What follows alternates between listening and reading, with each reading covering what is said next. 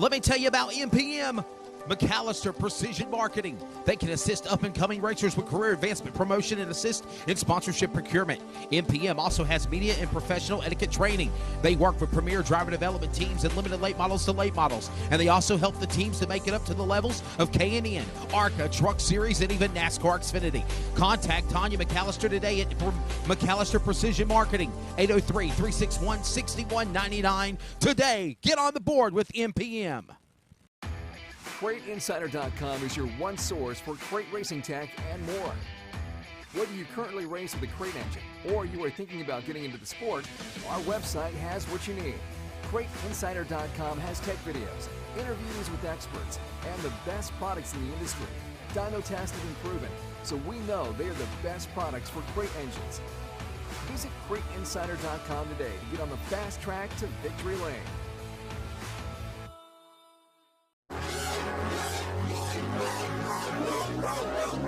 If you have not ordered at DirtCarLift.com in the motorsports racing world, you are absolutely way behind. But if you are an existing customer of the Dirt Car Lift product, you already know about why they use the concept of stop jacking and start lifting. DirtCarLift.com helps make things very easier in the pit area. Whether you need to change a flat tire, make a shock or spring adjustment, DirtCarLift.com can get all four sides up immediately, then having to go around from side to side to car. By the way, they have a special package and price for existing customers with a few changes to make your life a little easier. Give them a call at DirtCarLift.com today. Call them up again at 770-898-3907. 770-898-3907. And find out why the concept is true to stop jacking and start lifting with DirtCarLift.com at the races today.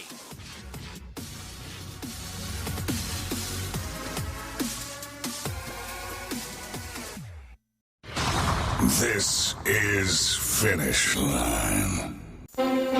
This episode is an exclusive production solely for the private, non-commercial use of our listening audience. Any publication, reproduction, transmission of the accounts without the express written consent or permission is restricted and prohibited. To hear this replay or other previous podcasts, download on iHeartRadio, iTunes Radio, and TuneIn. As always, this show is for you. Thank you for listening.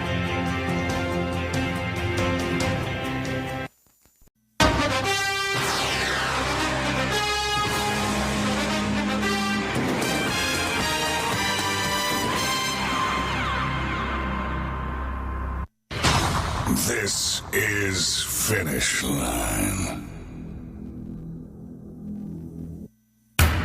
Undisputed, unrealistic, unscripted, and unrehearsed. This is Finish Line, a weekly podcast talking about the positive and negative of motorsports, asking the questions to drivers, promoters, and personalities, getting the information and responses of the sport others dare not to ask or even discuss. This is Finish Line. This radio podcast is from the heart, an in-depth analysis of everything in NASCAR, NHRA, IHRA, IndyCar, grassroots motorsports, asphalt, dirt, drag racing, karting, tractor pulling, boat racing, demolition derbies, and much more. From touring events to national, regional, weekly, and more. This is the podcast where the bull stops here. Whether it's asphalt, dirt, or drag racing, or anything else in life, there is always a finish line.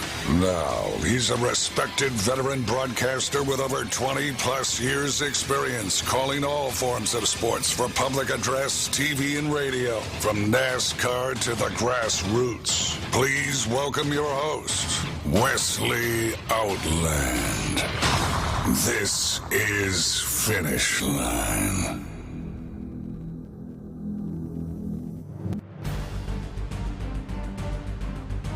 Good morning.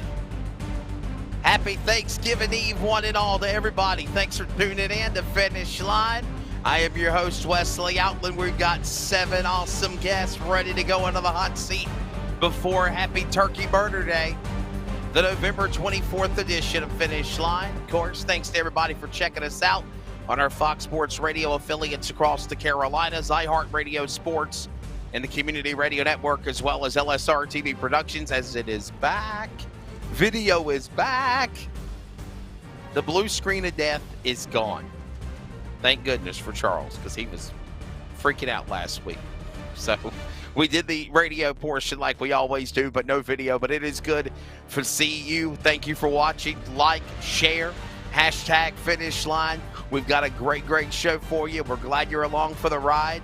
And again, of course, this is the pre-Thanksgiving Day edition of Finish Line. And I will let you know that tentatively our final finish line is going to be about another 4 more weeks. We got about another 4 more weeks left to go.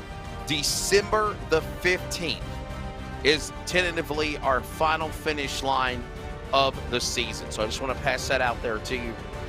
That'll be on Wednesday, December 15th, and then we will take off for a couple of weeks for Christmas and New Year's, come back, reset for 2022.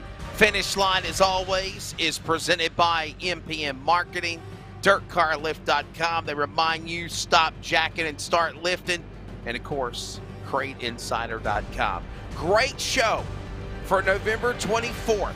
Everything from dirt late models, pavement late models, modifieds, drag racing pro mods, and more. Here's today's guest lineup for the special Thanksgiving Eve edition of Finish Line. All right, coming up in just a few moments, winner of the South Carolina Charlie Powell Memorial 400 at Florence Motor Speedway and the defending Snowball Derby champion out of Seymour, Wisconsin, the 2021 ARCA Midwest Tour champion of Ty Majeski is going to be joining us. Though I had to pre-record that interview yesterday afternoon as he had a family emergency. Somebody passed away. They had to go to a funeral today, and he is handling that. So getting ready for also going to Florida for the next couple of weeks for the Bill Bigley Senior race at 417 in Punta Gorda this weekend, and then the Snowball Derby, the most prestigious short track race in America, next weekend in Pensacola. The 2021 PDRA Pro Boost Pro Mod champion out of Wallace, North Carolina, Kevin Reibenbark, is going to join us to talk about some drag racing this year. Downtown Michael Brown is the 2021 Carolina Clash Super Late Model Series champion. He's going to be joining us as well in hour number 1. And we're going to wrap up hour number 1 with my good buddy, Mr. Randy Myers from the Caraway Speedway to talk about the 35th annual Russell Hackett Thanksgiving Classic, the original Thanksgiving Classic, 35th annual edition. That's going to be Sunday at Caraway Speedway, and that's just hour number 1. We move into hour number 2 as well.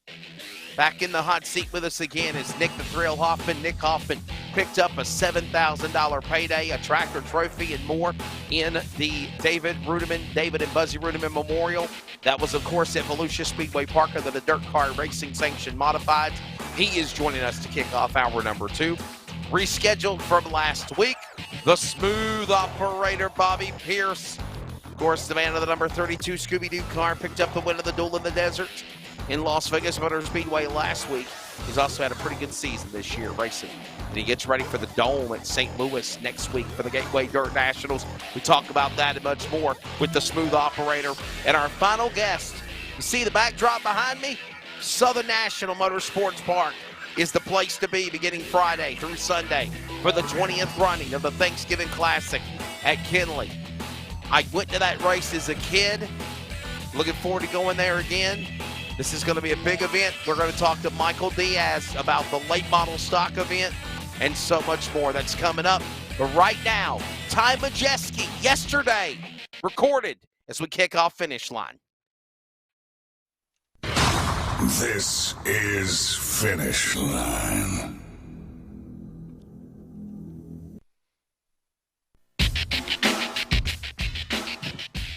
And again, as we said, we've got a special show for you, this 2-hour edition, Thanksgiving Eve 2021. Joining us on the program right now to get things kicked off is the winner over the weekend in the big NASCAR late model stock event at the Florence Motor Speedway. Remember last week we had Steve Zacharias on to promote the event. He is also the defending winner of the most prestigious short track race in America, the 54th Snowball Derby presented by Hooters coming up in 2 weeks as well down in Pensacola, Florida. And, man, this guy has just got tremendous accolades in his racing career. He takes the time now on this Thanksgiving Eve to join us on the program. Driver of, let's see, he drives the number 91 Super Late Model. He is in the number 77 Late Model stock that won the event, of course, on Saturday at Florence Motor Speedway for Chad Bryant Racing. That is the driver out of Seymour, Wisconsin, Ty Majeski. Ty, good morning. Welcome to Finish Line, bud. Happy Thanksgiving to you. Hey, good to be here. Happy Thanksgiving to you guys. Some of the best time of the year and some of the best races of the year coming up here in a few weeks. So we're excited for it. It's always good to talk to you, my friend. I think we've known each other in the pavement side of things since I got back to doing work with Speed 51, maybe since 2017, 2018, man. And I'll tell you what, you are just it seems like, and I'm not trying to jinx you in any way, but it seems like as it gets down to the home stretch for these big money races, it seems like you're always somebody you got to keep an eye on, for sure. Well, I have a lot of great people around me that prepare great race cars, and obviously we have the luxury of our season ending in Wisconsin a little bit earlier because of the coldness. So we have a few more months to prepare, and everybody races, deep into October and into November, and we're done. So we're preparing a brand new race car for the Snowball Derby coming up here in a couple of weeks. So we're excited about that. It's actually Toby Car 001, so it's our first chassis that we built from the ground up. So we're excited to debut it here at the Snowball coming up next weekend. So like I said, really looking forward to that. Ty, before we talk about Florence on Saturday night, you opened the door about the Derby, so I'll just kind of elaborate more on it. What would it mean to you to go back down there to Pensacola and be the repeat winner of the Snowball Derby? Well, that's a tough feat. It's tough to win one of them, let alone back-to-back. So. Yeah. But I can promise you we're doing everything we can in our power to be as prepared as possible and put the best race car out there as possible. And if there's one thing I've learned in that race, you can't ever be fast enough to win that race. I thought we've had much better race cars than the one we won with last year, and we happen to be in victory lane. So, like I said, you just got to be in the game at the end. When you put your last set of tires on, you need to be in the top 5, and anything can happen. Man, I thought one of the coolest things last year was watching yourself, Ty Majeski, obviously Derek Thorne, and Chase Elliott, some of the best in racing, in my opinion, battling there 3 wide. And we could say the same thing about Thorne and Nassie and also Bubba Pollard and the Pro Late Model Snowflake 100 as well on that Saturday night before. I mean, you guys were 3 wide, multiple laps, several laps, and just leaned on one another, respected one another, and people were just going beside themselves. And then you prevailed in there those final 50 laps to pop out on top. I mean, and by the way, in what was the fastest Snowball Derby on history record in time, it was also moved up into daytime conditions instead of racing late into the afternoon because of the threat of weather. And then everybody was like, man, we like this idea. Let's continue to do this. And I believe that's the plan. The plan is to race at 1 o'clock in the afternoon this year as well, instead of racing at 3 o'clock. What does that do as far as a team jumping up the schedule, starting early, temperature? What does that change on the car? And obviously, it got to make you feel better knowing you're not going to be there all night long waiting for tech to end. Yeah, I mean, obviously it changes it a little bit, but balance is balancing your race car. If you're good during the day, you're probably going to be good when the sun goes down. So obviously it changes a little bit, changes the dynamic of the race. And I feel like once the lights go down, the intensity certainly rises just naturally. So not having that maybe changes it a little bit, but it's going to be business as usual for us. And we're not going to approach this Snowball Derby different than we have any other one. So we feel like we've got a decent handle on different situations, and we've learned from our mistakes that we've made in the past, and hopefully we can take all that knowledge and put it to use this weekend and come out on top again. Of course, we were talking about the Snowball Derby at Seymour, Wisconsin's time of Jessica. Now let's go back on track to why he's on the finish line, and because he crossed the line first on Saturday in the second annual running of the Charlie Powell Memorial South Carolina 400 at the Florence Motor Speedway in Timmonsville, South Carolina. Driving for Chad Bryant Racing, how that all came about, and you know, do you enjoy late model stock racing about as much as you like super late model racing? How has it? How did this go down the last couple of years getting involved in late model stocks? Well, just Chad. You know, Chad Bryan has been a great friend of mine, and he's bailed me out of a real rough bailed me out of a rough situation in 2019. I very easily could have been on the couch, and my NASCAR career could have been over. And he put me in 6 ARCA races. We won 3 of them, and it propelled me in my next opportunity. And we've always kept in touch ever since. And he's a late model guy, and I'm a late model guy. And he acquired a late model stock and wanted me to come down there and drive it last year at Florence. So we were planning on doing a few more races this year. With his busy schedule in mind, it just didn't pan out. So you know, we just decided to go back to Florence and try to defend it. But it's something that I certainly want to do more of in the future. I'd love to go to Caraway for that 30 grand to win race, and of course Martinsville next fall. So I don't know if they're going to work in my schedule yet. Obviously nothing for sure, but those are a couple that Chad and I have circled on the calendar to do in the future. Ty, how do you adapt as a driver that normally runs these wide open super late model cars? Because obviously a late model stock car is a totally different animal. How do you adapt and prevail and win like you have every time it seems like you get one of the late model stock cars? Well, the biggest thing is recognizing the position you're in. I'm going to a world that I don't know very well. And so I lean on the people that Chad and the people he has put around me to guide me. And I don't go into the program saying, we need to do this to the car, because it's a whole different world. So I provide the best feedback I can to the team as a driver, let them run their program as they normally would. And sure. and it's paid off. You know, like I said, you know, there's no, oh, we need to do this or we need to do that because it works in a super late. Well, just because it works in a super doesn't mean it'll work in a late model stock. So I think that's the biggest thing for me is just recognizing that and letting the people do their job and what they do best. You know, Mike Herman is another big part of it from a spotting standpoint. He's an old late model stock guy from back in the day, and he understands these cars and how these races work more than anybody. So from an actual driver standpoint, knowing when to push, when not to push, how much to save, how to save, you know, I've leaned on deeply with on Herm and also Chad. So like I said, we've assembled a really good little team between the three of us, and we're 2 for 2 so far.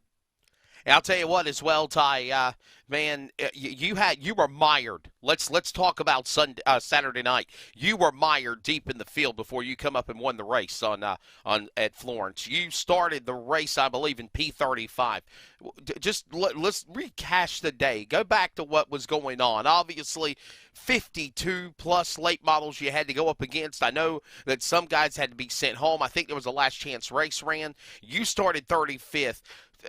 You know, and as you mentioned just a few moments ago, I'm just a driver. I'm a wheel holder in a late model stock car, and no disrespect in that term. You listen to the crew, you listen to your spotters. What made the drive come from 35th up to the front to win the race?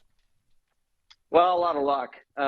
We put ourselves in position. We didn't qualify well, and we put ourselves in position from a qualifying standpoint and a track position standpoint to have to commit to riding very heavily. We knew that our only shot would be to save more tires than the leaders and, you know, sort of hope that the race turned really aggressive, whether that meant a lot of small cautions or one big one. We happened to get one big one. We got 13 or 14 free spots with no laps taken off the board. That was our race right there. We went from 27th and restarted 14th, and from there, I was able to charge to the front and pass each and one of those guys and eventually bring home the victory. So we had to have a lot of things go our way for that strategy to pan out. But we were sort of in a box from a strategy standpoint because of where we qualified. So like I said, you know, sometimes those races turn out in your favor. Sometimes they don't. Saturday night was just our night. Hey, by the way, in addition to the big win he had at Florence Motor Speedway in the Charlie Powell, South Carolina 400, he also captured this 2021 season his fifth ARCA Midwest Tour Championship. Of course, 2 fast times, Trickle 99 Segment 1 winner, overall winner also of the Trickle 99, and again a 2021 ARCA Midwest Tour Championship. So it's been a really good year for you, and obviously, you know, whether it's in a late model car, whether it's a super late model or a late model stock, man, you definitely are showing, you know, that you can still get the job done, no doubt about it. Hey, listen, let's go to a question here, and the question's iRacing. How much has iRacing been a help to you in your career? And obviously, you know, do you still use iRacing to this day? I know that's a big sponsor you've had for a long time on your race car.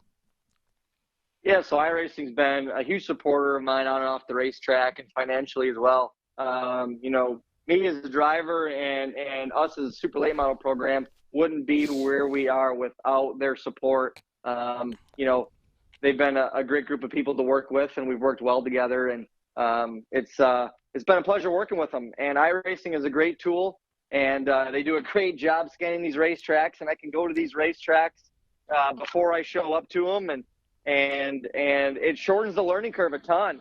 And there's so much that you can take from iRacing, transfer it to real life, and make yourself better.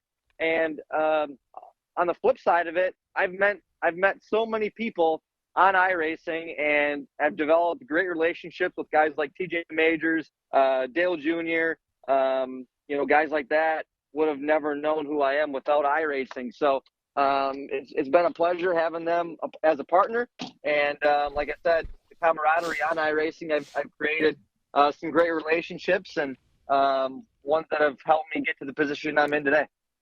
Another thing that people might not know, you mentioned your ARCA drives and ARCA wins as well, 6 events total, 3 wins this year when you ran ARCA. Also, you ran with ThorSport Racing in the Toyota Tundra number 66 in the NASCAR Camping World Truck Series this season.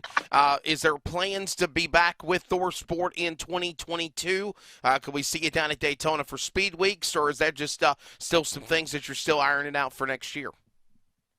Certainly still ironing it out. I feel like I found a home here at ThorSport. They're a great group of people. There's a lot of great people in the shop, and Duke and Rond are great people. And I'll certainly be at ThorSport next year. I just don't know to what degree that'll be, whether that's full-time or part-time. So, but I'll at least be doing some of the engineering stuff that I do for them day to day, and hopefully continue to build that relationship in the future. Ty, how hard is it to be able to, obviously you run the schedule, the grueling schedule of super late model race and ARCA Midwest Tour, running these big crown jewel events like the Derby, the All-American, NASCAR, running the NASCAR schedule. It's got to be a definitely different step, a grueling task to try to keep up with not just the itinerary, but the competition is pressure and mounting, obviously, on a weekly basis, trying to keep one of those driver spots, basically. Well, that's why we do what we do. We love the challenge, and we love the sport of racing, and yeah, it's certainly been a challenge. I've hit some lows in my career, and I thought my career was over. And like I said, Chad's a great example of, putting me in those ARC races in 2019 and going to win in 3 races. And that propelled me to my next opportunity. So you never know what's around the corner. You just have to make the most of each and every opportunity you can get, and put your best foot forward, and let the chips fall where they may. Hey, and by the way, don't forget, he is still in action this weekend for the Bigley Senior Memorial 128. That is going to be in Florida down at, I believe it's Southern 417 Speedway, and he is racing that event, close to over $20,000 to win, and you will be back in the 91 Super Late Model. Am I correct? This Saturday night? Yes, that's correct. I'll fly out Thanksgiving morning and get down to Punta Gorda, and we'll test on Friday, race on Saturday night. So that I can't say enough about that race. Probably the best paying race in the country relative to what it costs to go. 128 laps, 1 set of tires, $20,000 to win. So we had to go down there and support it. We're making one trip out of it as a team, and hopefully we can get down there and capture that big check. And then you stay down in Punta Gorda. As soon as that race is over, then it's hightail to Pensacola, get ready for the Snowball Derby, correct? That's right. We'll be we got a van rented, driving through the night, and we actually will test Pensacola right away Sunday morning. So we'll be up against the wall for a few days, and then we'll test Sunday, Monday at Pensacola. We'll have a day off on Tuesday, check on Wednesday, and then into the Snowball Derby event. So it's going to be, like I said, a long few weeks, but it should be a lot of fun. Ty, got a couple more questions, and we'll let you go, buddy. Again, we're talking to the South Carolina Charlie Powell 400 Memorial winner of Ty Majeski out of Seymour, Wisconsin. He's also the ARCA Midwest Tour champion this year as well, and so much more. And getting ready for the Snowball Derby and the Billy Bigley Senior Memorial Race this weekend down in Punta Gorda, Florida. And by the way, you can watch all of them on Speed51.tv, presented by Racing America. Racing America, powered by Speed51. I know they've changed everything. But, Ty, a couple more questions, and we'll let you go, buddy. Obviously, sure. We talk about the Derby. We talk about all of these things that are going on here. Where do you see the world of pavement super late model racing in your eyes? You're a Midwest guy, and obviously the Derby looks like it's going to have close to 60 cars. But we look in the Carolinas where I live, and you see the spectrum of things of where the Cars Tour super late models have fizzled out. They're died. There was not going to be a tour next year for the Cars Tour super late models. It's going to pro late models. Since we've gone post-pandemic, where do you see super late model racing in your eyes on pavement, Ty? Well, you mentioned the Carolinas, and I feel like from a super late model standpoint, that region is sort of an anomaly just because that's late model stock land. It just is. For whatever reason, in Virginia, South Carolina, North Carolina, there's a pile of late model stocks, and they're successful, and there's enough of them to keep that side of the industry going. And you talk about super late models fizzling out. I think everywhere else in the country, I think it's pretty healthy. I mean, up in Wisconsin, we saw some of the best car counts, Sure. some of the best attendance that we've seen in my short super late model career, in a long time. So it's good to see that from that standpoint. I think the pandemic, I don't know how it affected, maybe made people appreciate these races because there were some cancellations, and when it came back from the pandemic, it was just rolling in Wisconsin. It was awesome to see. The stands were packed, and we continue to see that even into this year and at the end of this year. So, like I said, in the Midwest, it's strong, and hopefully we continue to see it trend in that direction. I know Greg McCarnes and some of the other sanctioning bodies up in the Midwest are doing a great job, and hopefully we see it grow and continue to grow in the future. Well, Ty, one more question. We'll let you go, buddy. What are you thankful for this 2021 season? It's Thanksgiving weekend coming up. What are you thankful for? And just love living here in America. This is the best country in the world, and just thankful to have the opportunities that we all do to live our daily lives the way that we do, and I get to do what I love to do every single day, and that's drive race cars. So, like I said, just thankful to be here, thankful to be doing what I'm doing here, and just thankful to have the opportunities that I've been given. Well, Ty, thank you for taking the time to join us here on Finish Line, buddy, and throughout the day, as it is Thanksgiving Eve on Finish Line this Wednesday morning. We will be asking every guest. And again, that is Ty Majeski's interview. Now, our entire thoughts, condolences are with the Majeski family. He had a recent passing. Matter of fact, while he was actually in South Carolina, and in doing so, he had a funeral today. So I was actually able to grab a hold of him, and he was obliged to be able to do that interview with me via phone yesterday, because normally we have people on the line with our video. Matter of fact, we go back to the lines now. We bring in our next guest, and this is the 2021 PDRA Pro Mod Pro Boost champion, of course, out of Wallace, North Carolina. Somebody I've known for a couple of years in the world of Pro Mod racing. and that is Mr. Kevin. Good morning to you. Welcome to Finish Line. Thanks for being on, man. First time in the hot seat. Sure is. Appreciate asking. Definitely. Yeah. So listen, we try a couple of times throughout the month. We try to Fabian Brown we bring on from IHRA and NHRA. We talked NHRA drag racing, but we really ain't talked a lot about PDRA this year and Pro Mod drag racing. But one of the reasons why I wanted to have you be on the program is not only are you the Pro Boost champion of the PDRA, but you had to go through some growing pains to win that championship. Yeah, it's been a kind of up and down. I wouldn't say up and down year, but everything was going great up to the next to the last race when I had an accident and wrecked the only car I had to actually compete with. So that put a little damper, and I was leading the points by like 3 rounds going into Galat. And in testing, we had an accident, and I ended up on my rooftop. So that was a setback for sure. Definitely was a setback. And as I was reading more information and getting you on the show for this afternoon, Kevin, Stanley, a gentleman by the name of Stanley, stepped up and said, "Man, I know you're running for a championship." And Stan said, "I'm going to let you drive my car." And literally that was the road that led to you winning the championship. Talk about what that meant to you. Oh, you can't even put words on that. Stan Shelton and his family with Cope Lumber and all.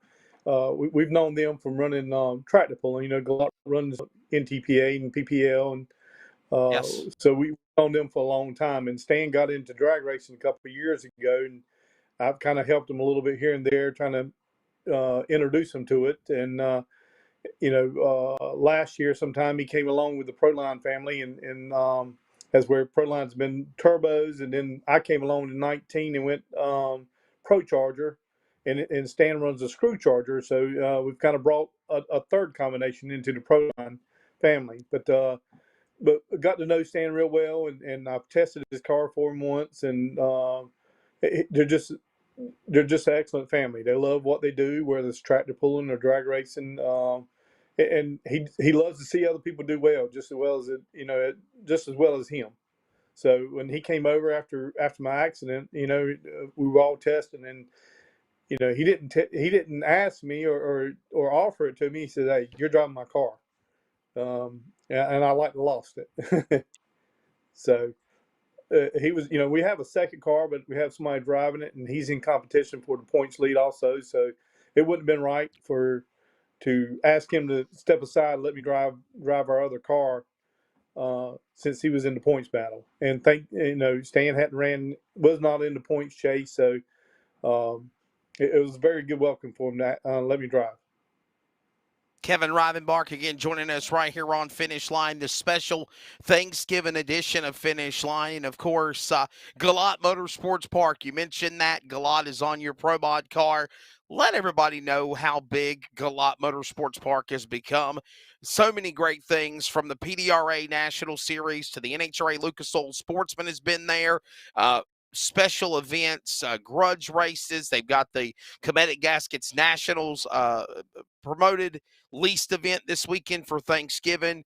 NTPA tractor pulls, as you mentioned, and literally they facelifted what was Dunn Benson Drag Strip for close to 40 years. Yes, they have. You knew it as New Dunn Benson Dragway for a long time, I believe. Actually, Yes, sir. I was in 2010, I believe, when you videoed Brian and I. We were in Nitro. Brian was in a blower car. First time I got introduced to a blower car, and Yep. I was in a nitrous car, which was a long time ago. The track then was like 40 feet from guardrail to guardrail, so it wasn't very wide at all. But I mean, it was a good track, a good place to go. But when Mr. Wells purchased it in 13 and just gave it a new facelift, I could never imagine how it would ever be able to look like it does now. I mean, it's a mini Charlotte. So, but for the facility we got, I mean, you can't ask for any better in the Carolinas or pretty much anywhere on the Southeast coast. Yeah, definitely for sure. As again, if you ever get a chance to go in the Carolinas, check out what is Galat Motorsports Park. You know, he mentioned it is just like what you would see at ZMAX or Virginia Motorsports Park. And the facility, the tower, the grandstands, make a weekend out of it, because I promise you, you will certainly enjoy yourself for sure. We are talking to Kevin Rivenbark. A few more minutes with him.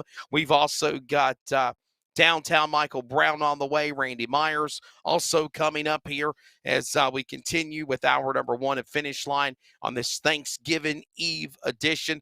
And we appreciate you taking the time to join us. Kevin, are you done racing for the year? Is things done for 2021 for you, or you got a couple more races to go for the season before moving into 2022? No, I'm pretty much done for the year. I was going to run the Snowbirds, which is coming up next weekend, or excuse me, next weekend. Yes, for the $50,000 race at Bradenton.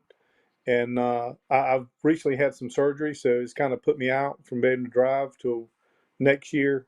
So, I mean, I won the RVW there at Bradenton at Snowbirds last year, and I've won Pro Mod there before at the Snowbirds. It's a very big race. They take 50 cars. You had to pre-register, and 50 cars. It sold out in just a matter of minutes.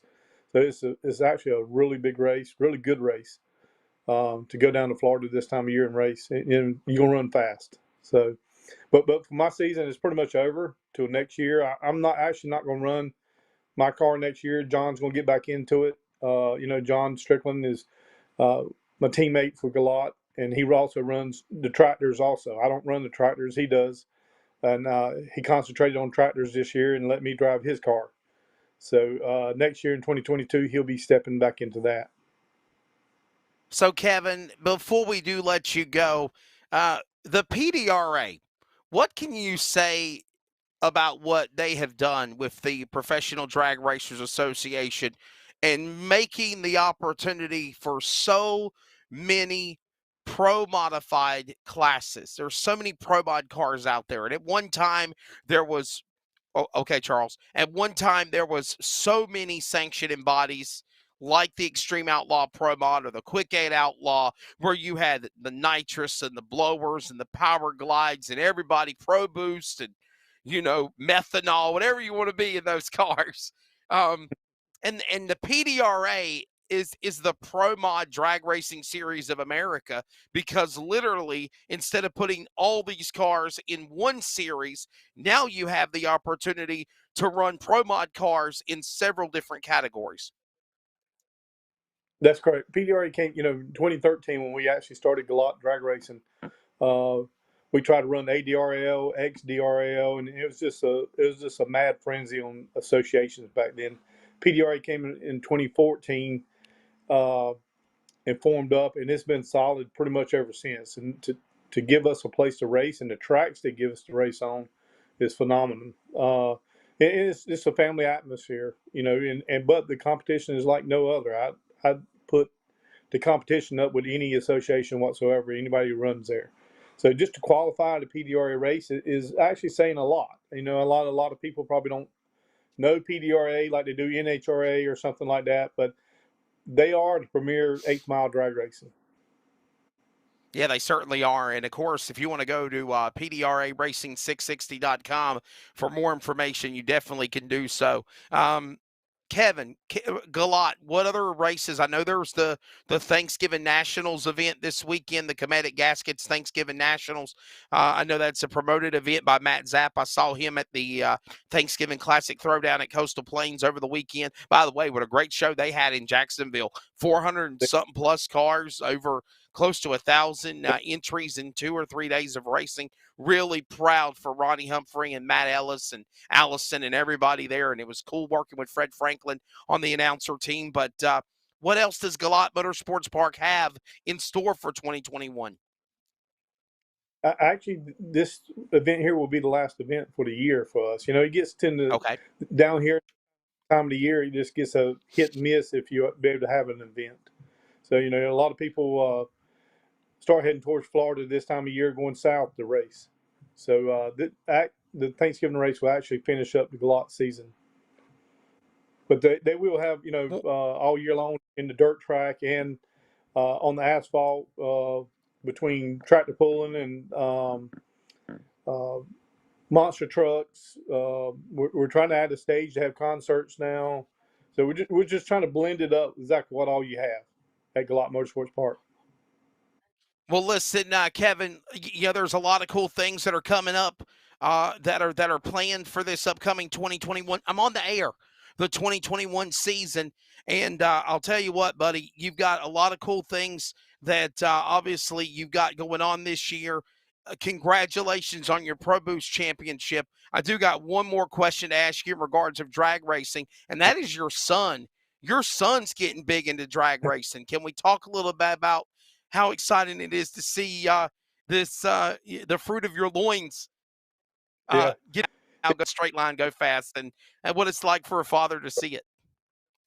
Yeah, what I would have done to have a junior dragster that could run 790s at his age. I think my first car ran when I was 20. So, I mean, it's just phenomenal that these cars nowadays that these kids are able to drive, and we need that to bring younger people into this sport more, because I mean, mechanics is a dying breed, but he loves it. He loves the competition. He gets a little frustrated because he's won one PDR event in the previous league he was in, but in the 790 class he has yet to score or win. But it'll come, but he loves it. He loves the competition, and I think it keeps him focused in everyday life, and it's good to see that. So I'm really proud and privileged that he can get into that. Well, Kevin Rivenbark, I appreciate it very much, man. Thank you for taking the time to join us here on Finish Line. I'm just finishing up with our Twitter post here about you. Let everyone, I would like for you to thank your sponsors, if you don't mind, before we do let you go. And, of course, you can follow him at Kevin Rivenbark on social media and at KBark2665 on Twitter. And we appreciate you being on the Thanksgiving Eve edition of Finish Line. And, hey, what are you thankful for, Kevin? Last question, I'll let you go. I'm first thankful to be here and to be able to do what we do, and in a country that we live in that's threatened every day, it seems like now, to take that away. So I'm just thankful for friends, family, and to be able to do what we do, every day. Well, Kevin, thank you for taking the time to join us, buddy. Congratulations on your PDRA championship. PDR Racing 660.com for more information, and you will see Kevin Rivenbark, the Pro Boost champion, and the rest of the stars of Pro Mod Go Fast in 2022. We appreciate him joining us this morning on Finish Line, the, again, driver out of Wallace, North Carolina. And, again, we're going to go right back to our next guest. We're not wasting no time. He joins us now. He is the 2021 Carolina Clash Super Late Model Series champion out of Beaufort, South Carolina, downtown Michael Brown. Are you driving while we're doing an interview, Michael? Are you driving, brother? No, I'm not driving. I'm being safe. I'm actually I'm riding with somebody. We're okay on the road to get all this racing stuff sent off to be freshened up and everything to get ready for 2022. Well, thank you for taking the time with you and having somebody else be behind the wheel of the vehicle while you do media obligations. Congratulations on winning the 2021 Carolina Clash Super Late Model Series Championship. Man, for guys that race in World of Outlaws or Lucas Oil, this is like a big national win for you, a national championship. You've won so many races in the past, but then you're there at the end of the season and you win the championship. What does that mean now to be the top dog of the Blue Collar Series, Mountain? Oh, it's huge. We, it's just something that we work hard for all year. And, I'm just thankful to be able to notch that under my belt.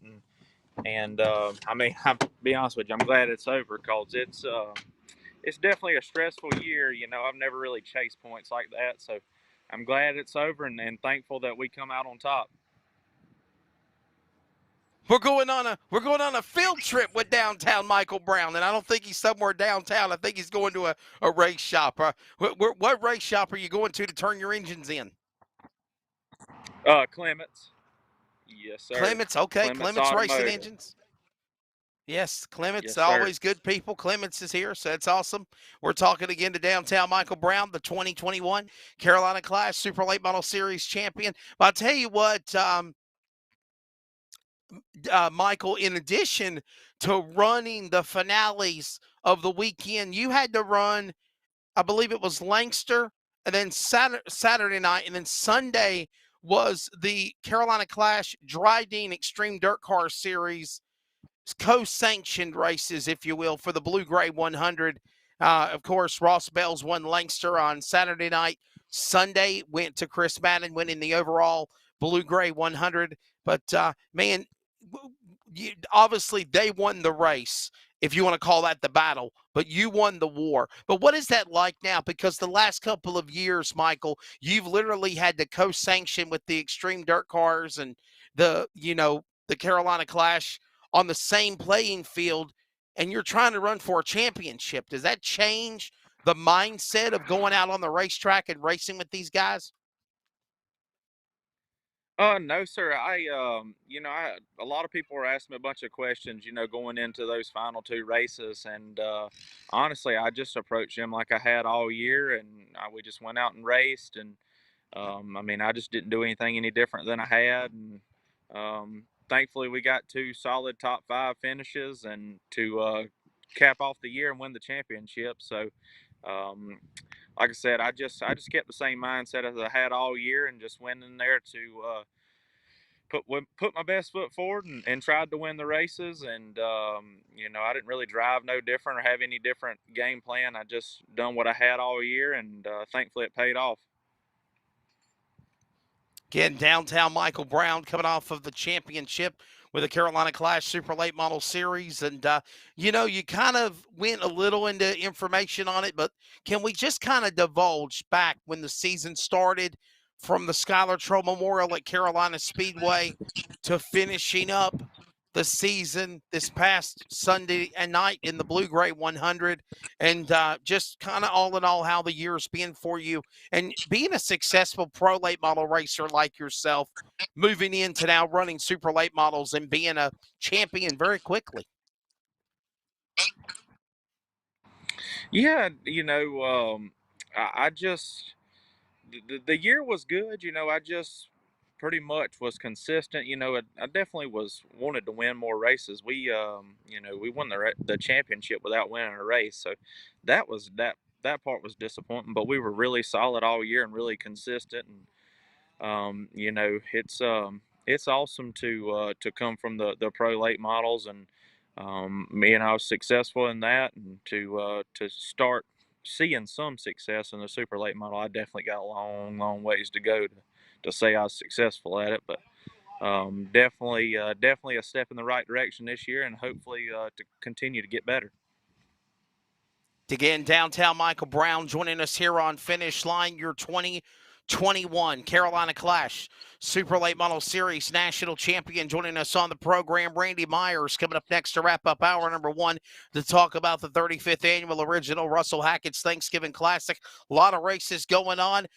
Michael, are you going to the Turkey Derby, Southern Dream down in Georgia? Are you going up to 411 for the turkey leftovers for super late models in Tennessee? Where are we going to see Michael Brown at, or are you done for the year? I'm done for the year. We're going to just focus on rebuilding our race cars, and I got a lot of honeydew list to do. Me and my wife are expecting a baby boy come March, so I got to do a nursery, so that'll be a change of scenery for me. So I got plenty of stuff I got to get done, and we'll just rest up and get ready for next year.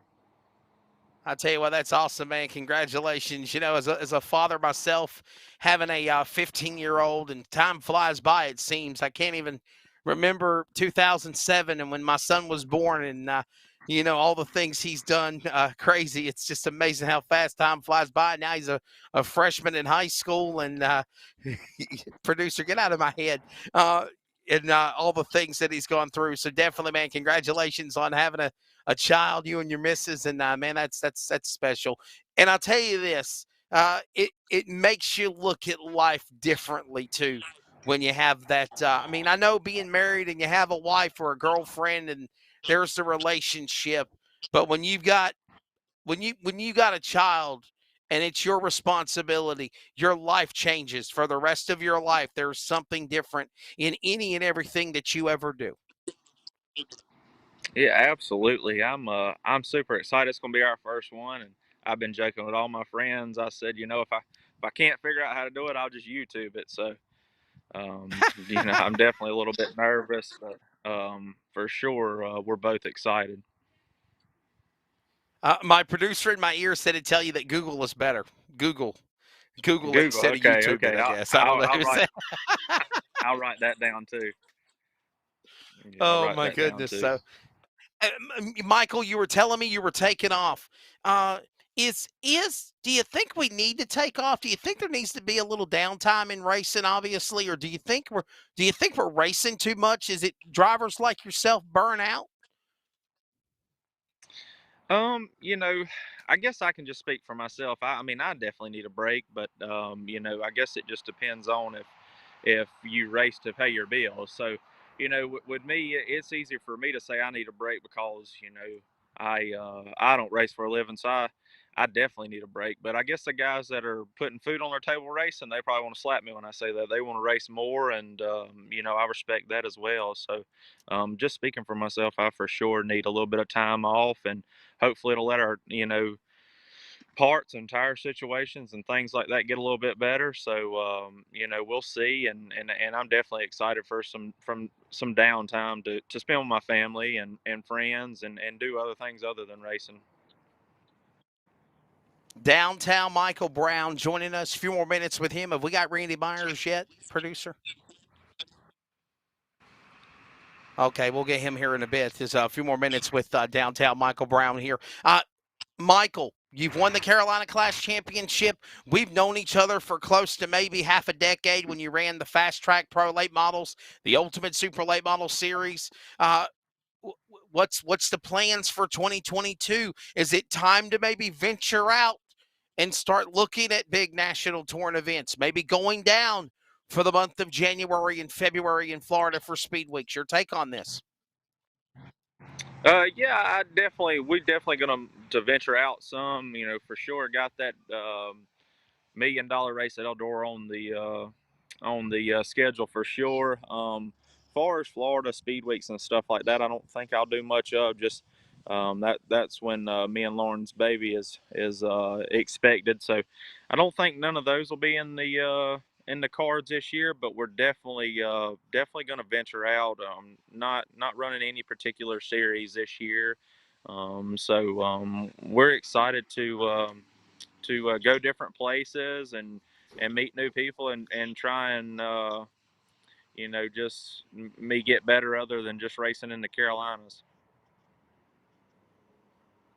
Big races, crate racing, you still going to do pro late model racing, or are you pretty much going to just focus on the super package? Your take of things for 2021, 2022. Do you defend the Carolina Clash title? Do you go after a different series? Southern All Stars Ultimate Super Late Model Series has announced that they're going to start paying $25,000 to win to the champion for a points champion next year. Does that make you think of maybe going to a different sanctioning body or trying to run both? No. Like I said, we're gonna hit or miss and pick and choose and just kind of have some fun at it and see where it takes us. I don't really plan on running any crate races or anything like that next year. Just plan on just focusing on our super program and just getting out and racing and having fun, chasing whatever looks the most appealing to us on the schedule.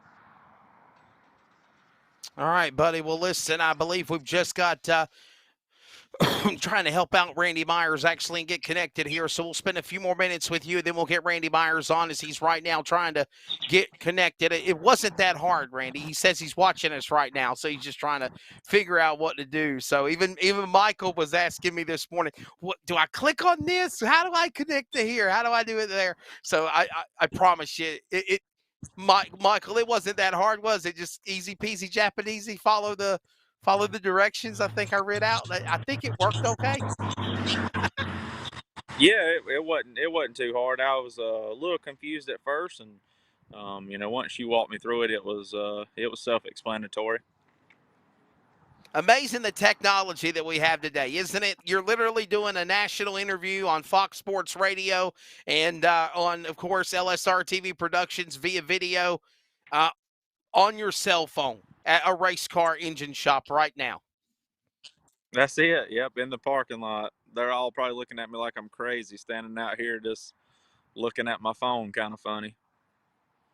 Hey, so downtown, the nickname. Where did the nickname come from, Downtown Michael Brown? It come from my go-kart days. Phil Combs, he gave it to me.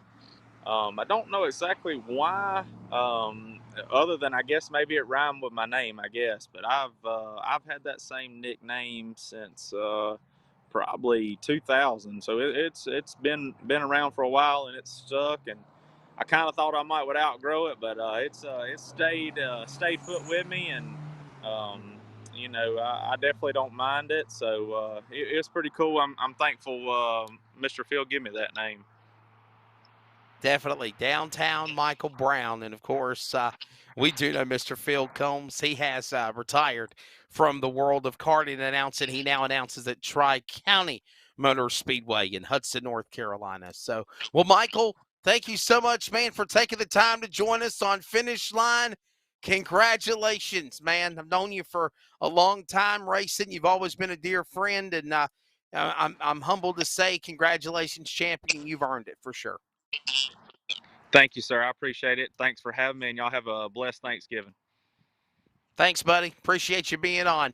That is Downtown Michael Brown, your 2021 Carolina Clash Super Late Model Series champion.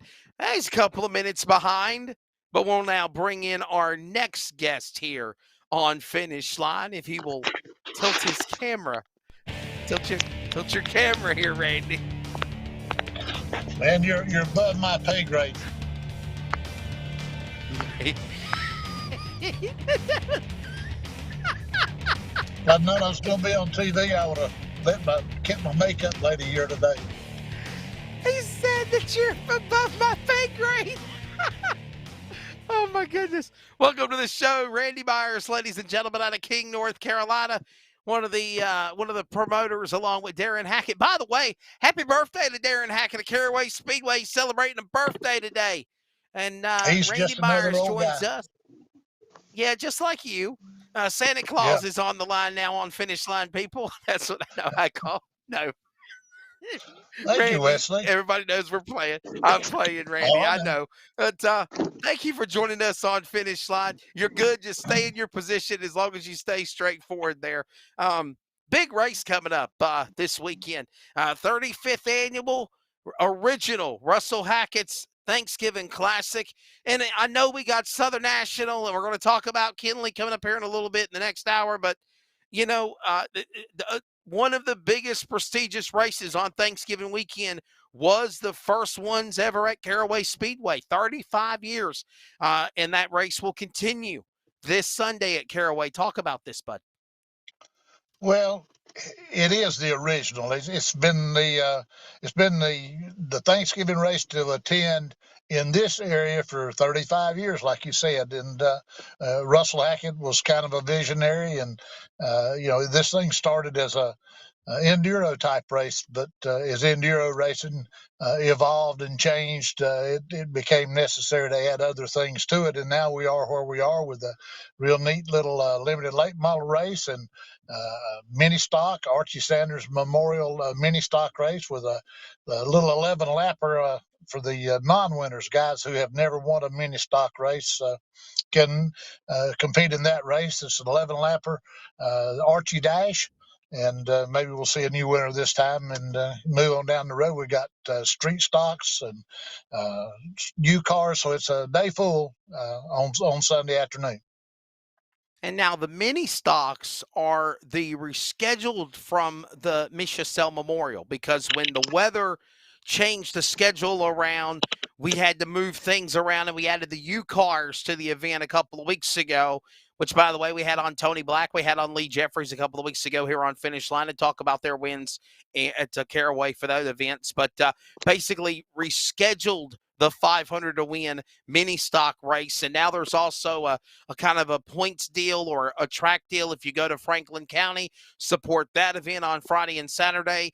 Come down to Caraway Sunday, ball up for grabs as well. And man, 500 to win for a mini stock race. But that's not all. The limited late models are running for big money. You got a mixture of the late models, the Challengers, and the Chargers that can all make different ramifications or changes on their cars, and they can run, Randy.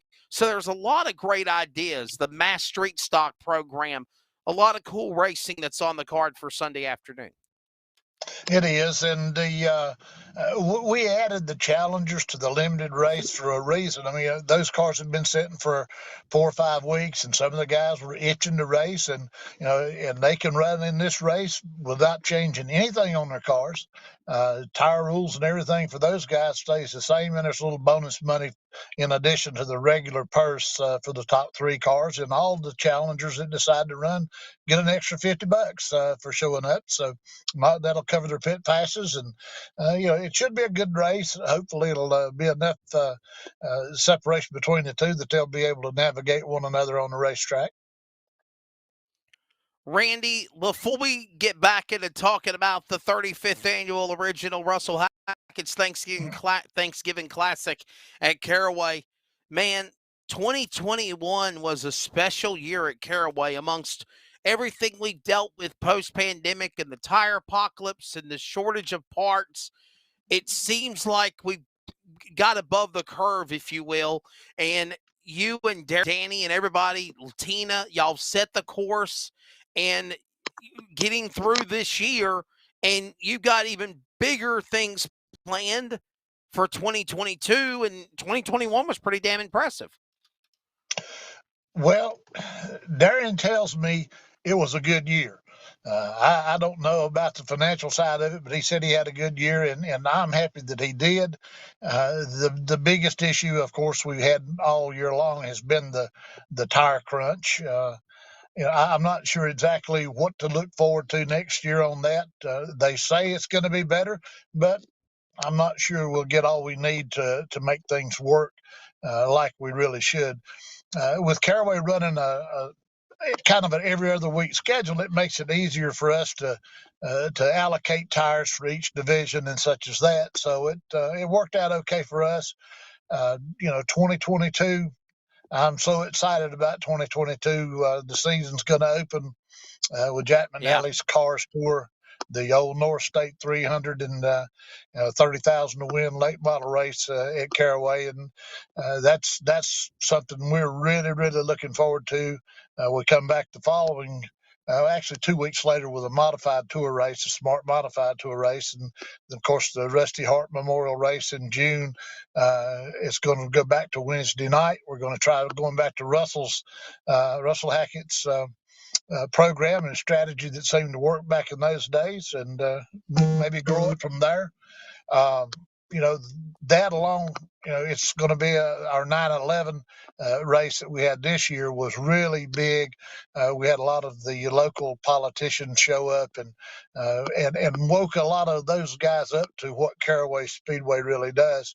There's of course, the end of the season, we got the North-South Shootout, and we're added the Cars Tour to the North-South Shootout this year coming up in 2022. And, that should give all the fans who have clamored so long for the combo race between the better late model stock cars and the modified tour. That should give them what they've been looking for. So hopefully 2022 will be a great year as well.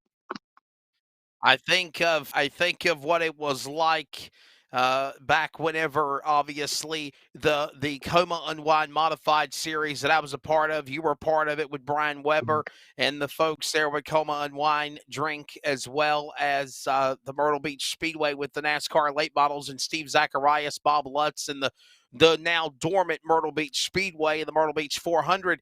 You wanted 250 laps of late model racing. You got 120, 150 laps of modifieds, and people loved it. And I think that's something that's been lacking for a while, is that mixture of the late models and the modifieds on the track at the same time.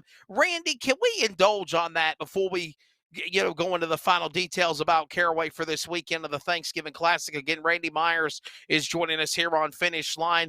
Nick Hoffman's coming up, Volusia winner, to kick off hour number 2 on this special Thanksgiving edition eve of Finish Line. Randy, is there a scarce of not wanting to run modifieds with the late model stocks, or because of the tires compounds that are different, the different rubber that's put down on the racetrack, or is it just a matter of expense, or just trying to find somebody that's crazy enough as the promoter or the owner to put out that big of a purse? Because let's be honest, if you got a big late model show and then you got a big modified show, those guys are going to come for some big money. It's not going to be a $30,000 show. You're looking at probably $60,000, $70,000 just for those two classes of racing. Well, it is a big purse, and I think that over the years has been part of the downfall or the hindrance of track operators to want to schedule modifieds along with their regular program. And everybody that knows me knows that I am a modified guy. I love what they are. I love what they do. I love the excitement they bring to the tracks and wherever Sure. they go. The issue with the new Smart Tour, they have been able to bring the purses, I guess, in line to where they made it attractive for the tracks. Not exactly like we did with the Coma deal. To give Brian credit where it was due, his money that he sponsored the Coma Tour went directly to the racetracks, which in turn wound up going back to the drivers. But it made it so much easier for that track to justify doing a show of that size. And when you're running a big late model show with it, you're right. The shootout next year is going to be close to $90,000, and so it's again, Darren's taking a big step. We're so happy to have Jack and his crew come forward to do that. It'll be their last points race, so that should be just like I said, the fans have for years. They talked about the old doubleheaders we saw at Martinsville. We saw this and that at Martinsville. Well, they don't have to go to Martinsville now. It's going to be at Caraway. And while there will be late model races in conjunction with modifieds on occasion, there won't be the big purse, big draw things like the North-South Shootout will have. And we could add more to this. We had Ty Majeski on earlier, and one of the things Ty Majeski had thrown out there to me in the interview, Randy, was, man, I've got my eye looking at running that late model stock race at Caraway. I want to go after the $30,000 to win at the old North State Nationals at Caraway Speedway. So, right then and there, you're looking at guys that are all the way up from Wisconsin in the Midwest that know about this big race that's coming to Caraway in 2022. Well, Jack McNally has done a tremendous job with the Cars Tour. I worked with Jack when it was the Pro Cup Series, and pestered him, I guess you could say, to go ahead and do something with the late model stock cars. And when Kerry Bodenhammer in the Star UARA Stars deal, Kerry decided to fold that. It opened the door for Jack to do what he's done, and it's truly something that the late models need, because they have, it's a bigger purse. They can race for good money, and the weekly tracks have gotten to the point where the late models, I think, the true late model stocks have outgrown the weekly racetracks. The expense to operate a late model stock car is unbelievable.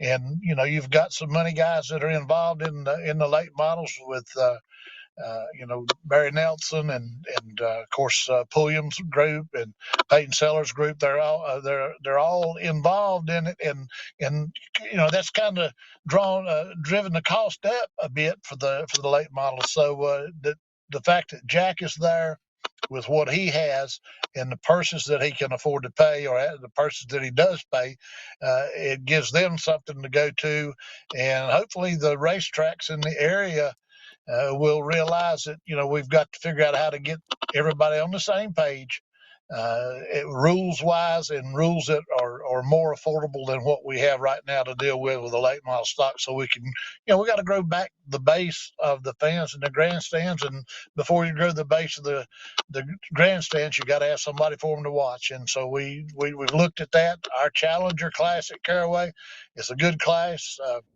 We tried a late model class this past year, and it was somewhat successful, but it struggles for car count, as have all the late model stock car tracks in our area. So maybe we can all come together and get on the same page and come up with a nice weekly late model program in our neighborhood.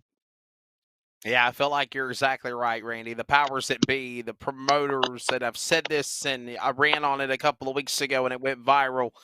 It's time. It's time for series tracks to quit looking at the pocketbooks of the money and the expense, try to find a way to work with one another, coincide, quit cutting each other's throat. You don't have to be cutthroat in this business to be running the business of racing, for sure. Randy, thank you for taking the time to join us on Finish Line. Before I do let you go, give out all the details for this Sunday's 35th annual Original Russell Hackett Thanksgiving Classic. And remember, if you can't be there live at Caraway Speedway, you can watch it live on carawayspeedway.tv. That's right, Wes. And the race on Sunday the 28th. Pit gates open at 9 a.m. Practice starts at 12 in the grandstands, and the trackside parking opens at noon as well. Then we got our drivers meeting about 2. Pre-race at 2:15, and the racing starts at 2:30. We got that 11-lap Archie Sanders Archie Dash to begin with. 50 laps for the street stocks, 75 laps for the limited late models, U cars, and then a 50 lapper for the mini stocks, and an enduro any car race. That's probably a 2,500 to win deal, so there'll probably be 25 of those guys there. So it's a day full of racing. Look forward to having everybody down. Hope you can find in your schedule to come down and visit us at Caraway this weekend. Going to be a fun time. Randy Myers, happy Thanksgiving to you, buddy. Thanks for being on this morning. Let's get back to work, sir, Santa Claus. Yeah. Randy Myers, there you go. My producer got him off, so he didn't come back at me with a rebuttal. So welcome back. No, Randy's a great guy, man. I love Randy Myers to death, and I always cut up with him. We go to the line now, and joining us now is the Volusia Dirt Car Modified Champion at the Ruderman Memorial in Florida over the weekend. Of course, originally out of St. Louis, Missouri, now from Mooresville, North Carolina. It is Nick the Thrill Hoffman, Elite Chassis Race Cars. And, man, Nick, I think this is the second time we've had you on Finish Line. I think you were on back in September, right before going to the World 100 at Eldora. Thanks for taking the time to join us here. Happy Thanksgiving, buddy. Yeah, I appreciate you having me again on here. And, it don't seem like that long ago, but looking back at it, it's been a little bit of time. Man, it flies by, doesn't it? Man, it seems like it. Hey, so let's look. Is this your iRacing rig here? Are you in your iRacing chair we're looking at right here? Yeah, basically my office, what you would call it. Got my wheel, got all my trophies and stuff. It's my bar. We call it the Blue Deuce Tavern. So it's pretty cool. This place, we all get to hang out and have a good time. I heard that, man. Wow. I'll tell you what, could you get a bigger TV monitor with all that money you make, Nick? Seriously, to do that iRacing. Everybody show them what they got, right? I'm going to show you what I got real quickly. Hang on a minute. Look, I'm going to show you my setup, all right? Look, we got a mixer board here. We're live on the air. And then there's this big TV screen here. It's my TV's bigger than yours. It was I don't play All on right. iRacing All a right. lot. Most of the time, it's my crew guy that's on here. But when I play, I'm normally use the Oculus deal. I'm a big VR guy. Just makes you feel more immersed, I guess. So really don't use the monitor much. I got you, man. Well, listen, let's go back to what you do very, very well, and that's winning in these modified cars, dude. You have got to be the king, the creme de la creme of modifieds on clay this year and for many, many years. I mean, you've won the Hell Tour, you've won Dirt Car Championships, the Dirt Car Nationals, the Gator Nationals, and the Dirt Car Nationals and Speed Weeks. You've now won well, by the way, where's that trophy? Where's the tractor trophy at? I was telling Charles about that. The tractor trophy. Where is this thing? Look at this thing. It's That thing's pretty heavy Nick, too. I don't know. Nick, I don't know if you can hear our producer. I don't think you can. In my ear, I can. He said it looks like a little Tykes toy car. It's like a little. Yeah, it's pretty you know, heavy, and Maddox has been riding it around here, and hopefully it stays off the walls. He'll probably put a hole in the wall here before too long. Well, maybe before we finish our interview with you, we'll let you pull out your camera and jump on that tractor and give us a ride around the office building there one more time. I did see a picture where you were riding that tractor in Victory Lane, or at least having pictures in Victory Lane with it, man. But you know what, though, Nick? That's what's so cool about these trophies. They're unique. They are not just a piece of plastic or porcelain up against the wall like some of these other trophies are. The special trophies like that, does that mean things different to you than just a regular check, Nick? Yeah, for sure. I really only keep the ones that are important to me in here. Obviously, the gators up there are super important to me, and then all my big gators are down here on the floor. I haven't figured out where I'm going to go with them, but that's obviously a pretty cool trophy. And then like that Let It Ride 55 slot machine. I got a couple of championship belts this year. Yeah, there's a lot of really cool trophies. That tractor this weekend was really neat. Something different. That's the biggest thing is, through the years you get a lot of those, plastic, 2-foot tall trophies or whatever. And these here are pretty special to me. And Nick, now you get ready to go back home. You get ready to go back to St. Louis. You're running in the Dome in the Gateway Dirt Nationals coming up in your modified and your super late model. And you're probably brave enough to try to run in a midget too. Are you running all three cars in the Gateway Dirt Nationals next weekend? Yeah, we'll try and tackle all three divisions. Driving for Rams Racing in the midget deal, and then obviously Scott Bloomquist Racing in the late model. My personal stuff in the modified. So pretty pumped up about it. Just trying to get more laps for Chili Bowl is the biggest thing. I ran the Millbridge race and then run Gateway here, and then get prepared for Chili Bowl. Of course, the winner of the dirt car and modifieds over the weekend. And am I understanding Bobby Pierce is already connected? He's already connected. We'll have to tell Charles, text him and tell him to stand by because we already got Nick Hoffman on. We had a long interview with Ty Majeski and we got sidetracked and lost tracks of time. So we're trying to catch up with everybody. But Nick Hoffman again joining us here, and he's going to get his credits due on his interviews. Look at all the successes. You see those gators that are up on the top of the wall there? How many is that behind you, Nick? That's just for the Gator Nationals during February, right? Yeah, so that's the prelim nights basically. I think I've won like 16 prelim nights or something like that. And then I've got 8 big gators on the floor right here. So I've been pretty fortunate to run really well there at Volusia. It's one of my favorite racetracks in the country, and that race this weekend paid the most out of any of them that I won at Volusia, and it was the first time I was able to win it, so that was pretty cool. Nick Hoffman again joining us here on the program, winner of the Ruderman Memorial, and obviously amongst all of the other special things you've done in your career, that's another marquee race that's in modified racing. What did it mean to win that race in honor and homage and respects of the Ruderman family of modified racing? Yeah, it was really cool. They do a really good job for us to put on a big show at the end of the year, and basically wintertime anywhere else, and go down there and get to race for a pretty good amount of money. There was lap money. They did a lot of things to help guys throughout the field. Pays really well to start. So it's a really neat event. Obviously one of my better racetracks, so it was pretty cool to win that deal. And then go to Gateway next week. I think I'd trade almost every one of these trophies to try and get that arch, just from being from St. Louis and growing up there, and now being really good friends with Cody Summer. and to try and get that arch would be big. That thing would probably have to have a showcase here. You can watch it on Flow Racing. It begins on Thursday with coverage of the event Thursday, Friday, Saturday. And I believe there are tickets still available if you go to GatewayDirtNationals.com.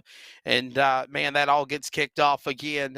And I will say this, Nick, obviously we had to cancel it last year because of COVID, which was a big disappointment. We probably could have done it, but it just wouldn't have been the same without having the fans there or having a limited of only allow. I think Michael Rigsby told me if they would have tried to have ran it, obviously all the work that goes behind it, and it's something that, there's a lot of work going inside of a dome here, okay? This is not a dirt track. They take a dome that's a football field and turn it into a dirt track with a 1/5 mile and all the other work and the landscaping and logistics. If they would have tried to have ran the race last year, I think they said the minimum could have been 2,000, 3,000 fans. Bottom line, truthfully, they would have lost their ass. Even though they had the cars and the fans and the midgets or the cars being there, the team's crew being there, but not the fans. That would have been a big, big hurt. So I think it's going to be a big, big show. If you can see it live, see it live. If you can't, they're going to have it on Flow Racing. Just one of those cool things. Nick, modifieds, man, what keeps you driving in these modified cars? And is there come any time that you've thought, okay, it's time now to focus full time in a late model career? Has that sunk in yet, Nick? Yeah, I mean, the modifieds is where I've made my living this whole time. I just got my chassis business that does really well, and then obviously out there still winning a lot of races, a lot of big races, so I'm able to make money. Just the cost to run a modified versus a late model, and I'm able to do it on my own and own my own equipment is nice. But yeah, I mean, I want to go late model racing. That's obviously my end goal here. But right now, I just my modified program was running really well, and so I just keep digging at that until something comes along pretty good on the late model side. So I'm working on some stuff for next year possibly to go full-time late model racing, and just nothing's came about it yet. I'll tell you something else that's also looking really, really good is your sister, Ashley, and Jeremy Burnett, your brother-in-law, and what they've done at Millbridge Speedway. Phenomenal. So many cool things they've done over the years with the Keith Coons Classic in the past, the TRD Micro Showdown, so many other cool things, the Mini Outlaws on a weekly basis, karting also, a winter series. They proved that you could run midweek several days and be successful in that little track in and the word little is no disrespect, that track in Salisbury, North Carolina, Millbridge Speedway. What's your take of still being able to run those events when you can as well, because you do that? Yeah, it's fun. I was able to run the midget race there a couple weeks ago, and then got a ride to run the micro race, a 10,000 win micro race, and had a really good car there, and felt like I was going to finish in the top 5, and got tangled up in a crash. So a lot of fun to go out there and race. That place has pretty much became a national known racetrack. Everybody across the country pretty much knows where it's at and what they got going on. So it's pretty neat. That place, when we first took it over, my sister and brother-in-law, it was a shithole, really. We had to go through a lot of work. It's got new walls, new fencing, new tower. The grandstands in 3 and 4 are actually the grandstands from Volusia. When Joey Saldana flipped into the grandstands a couple years ago, those are the grandstands that are at Millbridge now. So yeah, it's pretty cool that all the stuff that they've done, the big races they have, and I mean, hell, I drove by there last night. I was on my way home for dinner, and they had a guy there testing a micro. It was the first time he's ever raced anything, drove anything. So they're testing there almost every single night, and I think Keelan Harvick tested a micro there the other night for the first night. So a lot of big names, a lot of big stars coming up. Brent Cruz, Gavin Bochelle, those type of kids that are running USAC and Power Ride right now. And, those will be big names coming forward. What is it like racing inside the dome, Nick? What can you give our viewers, listeners a description of what it's like getting okay, so first off, people need to realize, and I know you'll set the stage for us, the pits is in a totally different building. It's in a totally different world. And sometimes you have to go outside driving through the snow into Main Street to get into the dome.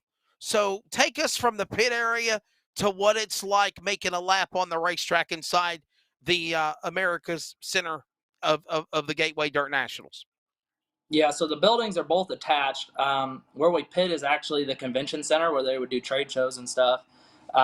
So we're parked, say, like where I'll be parked, I'll be a little less than like an eighth or quarter mile from the racetrack. I'm kind of in the back 40 a little bit. But, that front row is pretty decently close to the racetrack. They can walk through and then go up to the grandstands. But as a driver, you got to push your car to staging, which would be the back of the convention center, because you can't fire it up and drive it. So you got to push your car. You got to have enough help to push you through the pit area. And then once you get to the staging and they call your heat race, they open the big door and you drive out onto Cole Street. At that point, you got to figure out whether you need fuel or not. If you need fuel, you got to pull over to the side, fuel up outside. So you have a crew guy there to, waiting for you with your funnel and stuff. Fill your car up, and then you just go ahead and go back, go down Cole Street and then pull into the dome where the actual racetrack's at, and then stage in there. So a lot of it's to do with fumes, obviously. So, once you get into staging, you got to shut your cars off. So there's a lot of differences, obviously fueling outside, and it's colder than shit out there.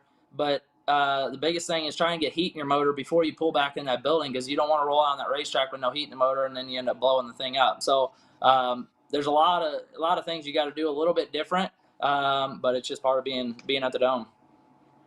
And by the way, my producer asked the question. I'm just going to open the door. He says, how do you know how cold shit is? You are from St. Louis, Missouri. It's cold as shit up in Missouri, isn't it? Yeah, especially that time of year. It normally right now it's pretty close to being snowing. I haven't been up there in a while, and I've been kind of trying to pay attention. But I think a lot of the issue, talking to Cody and Kevin Gundaker and stuff, 2 years ago, the track was pretty rough. I mean, everybody knows that, but that's what kind of makes it different. I feel like it can't be super smooth and slick, or it's not going to race good. Like it's got to have some character to it. And so that 2 years ago, one of the biggest reasons why it was so rough was when they brought the dirt in 2 weeks before, it already had snow on it, and so the dirt was so wet. Then you get it inside of a building that, only has so much humidity and has no sun, no wind or anything. It stays wet. You can't get it to dry out. So, I think that's the reasons why we saw such a rough racetrack. But hell, at the end of the day, it made for a really good show. I mean, everybody left there on Saturday night like, I can't wait to go back next year. So it just makes it different. We've got the smooth operator, Bobby Pierce, coming up here in just a few moments. I've got one more question for Nick Hoffman. Nick, Dirt Car came out with some interesting rules. It sounds like the bottom line is the inmates are not running the asylum any further. The warden is mad, which is Sam Driggers and Dirt Car Racing. And I don't want you to say anything that detrimentally gets you in trouble. But what is your take of the new rules and everything that they're implementing? Do you think it's good, or do you think that this is going to hurt their car counts in the years to come because people are pissed off about it still? Yeah, no, I mean, the car counts ain't going to change. And at the end of the day, the cream rises to the top. Your fast guys are still going to be fast. Most of these guys just work hard, and that's what we'll do is just go back to work and try and make a package to fit the rules. They didn't really change a ton of stuff that really made a big difference. The spoiler is obviously a big difference, but at the end of the day, we'll find ways around it as far as just make a package that works for it. A spoiler is going to make your car a little bit tighter, give some guys a little bit more grip and stuff, but they had to make a change. They have to show that they're trying. They want to keep the playing field as level as possible, like any sanctioning body. We all want to see good races, but at the end of the day, it's my job to try and win all these races and do whatever it takes to make that happen. So we've already kind of been working towards next year's package already. Some of the stuff that we do is going to have to change. And then some of the rules that they first came out with ended up going away there was a couple things I was kind of frustrated with, not really from a performance base, but like he came out with a rule about the fuel cells being, you can only have a 22 to 30. And hell, most of these guys run a 16-gallon cell, which is what every one of my cars in the country has. So I was kind of pissed off about that. Then he was like, oh, well, I didn't even realize that some of these guys ran smaller than 22-gallon cells. So he got rid of that.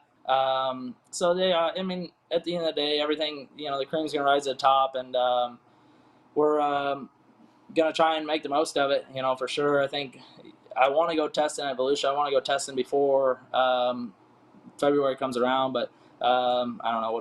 We'll see what we got when we get there. All right. You got to do one more thing for us. By request of the producer in my ear, Nick, he wants to see you get on the tractor. And so let's just see what it's like with you going around the building here with your winning tractor trophy, okay? You got to do this with us, Nick. Can I spin the camera around on this deal? Yeah. I don't even know. You should be able to. How the hell you press the button. Hit the little side press button the button. there. Yeah, hit your little lens. Just press your lens. Nope. Did it happen? There's my tractor. Look at this. Look. Nick Hoffman on a Thanksgiving edition of Finish Line, riding around his race shop on his tractor trophy. I love it. I love it, Nick. I love you, dude. I love it. Hey, listen, thank you for joining us on Finish Line, brother. Always appreciate you joining me, and have a great Thanksgiving, you and the family. Good luck at Gateway next week in the Dirt Nationals as well. Appreciate you having me on. Thanks. No problem, buddy. There you go. Nick Hoffman. Look at that.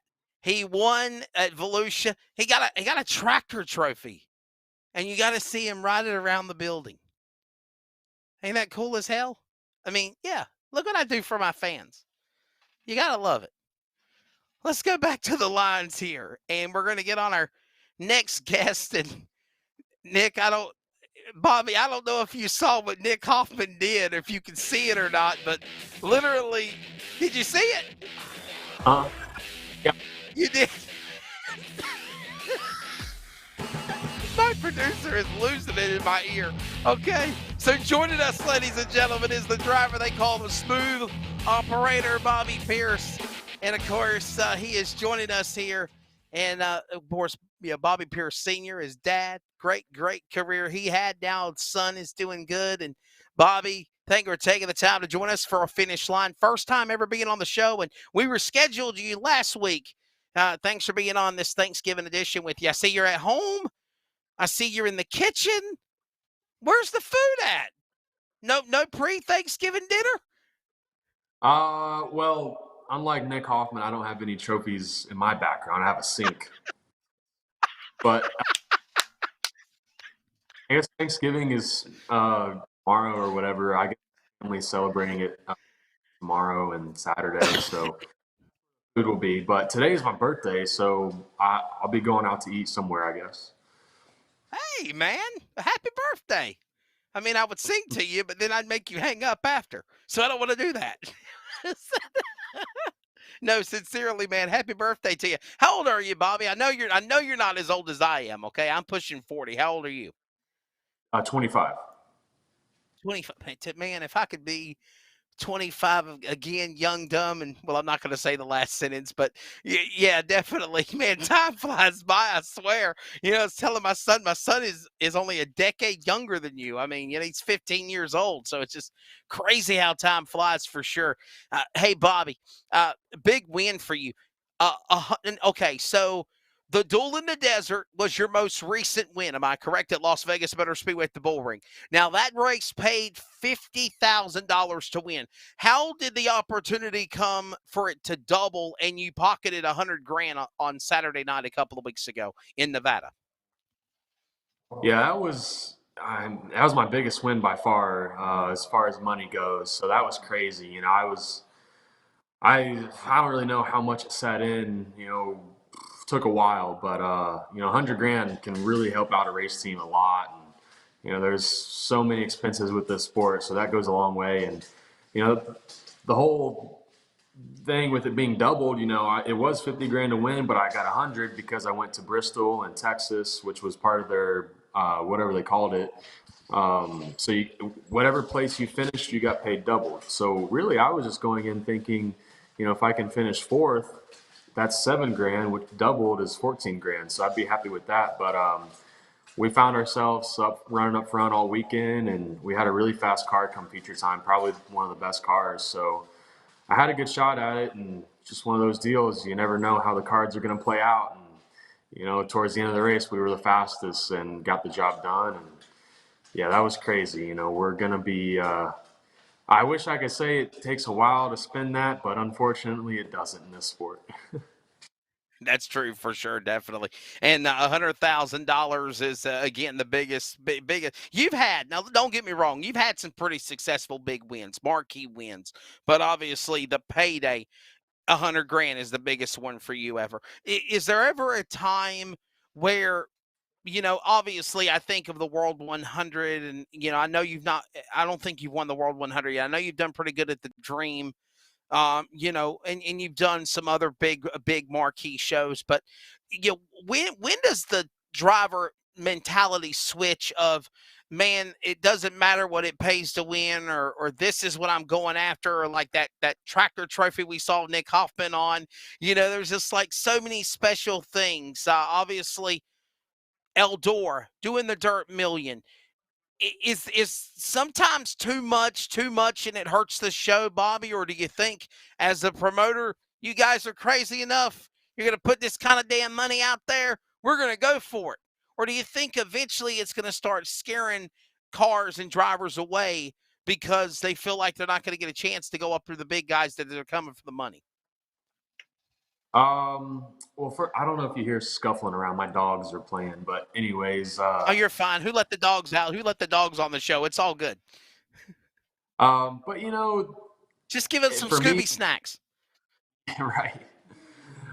You guys want a treat? Yeah, that made him stop.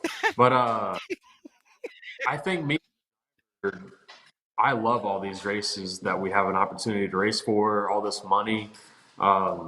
Like what XR is doing, it's kind of trying to make the racers, it's letting us race for more money. And I think some of the other series are kind of seeing that and stepping up to the plate a little more. And of course, I hate that there's races going to be scheduled on top of other races that are really big races to win. But once again, though, just all and there's a lot of racing in the year.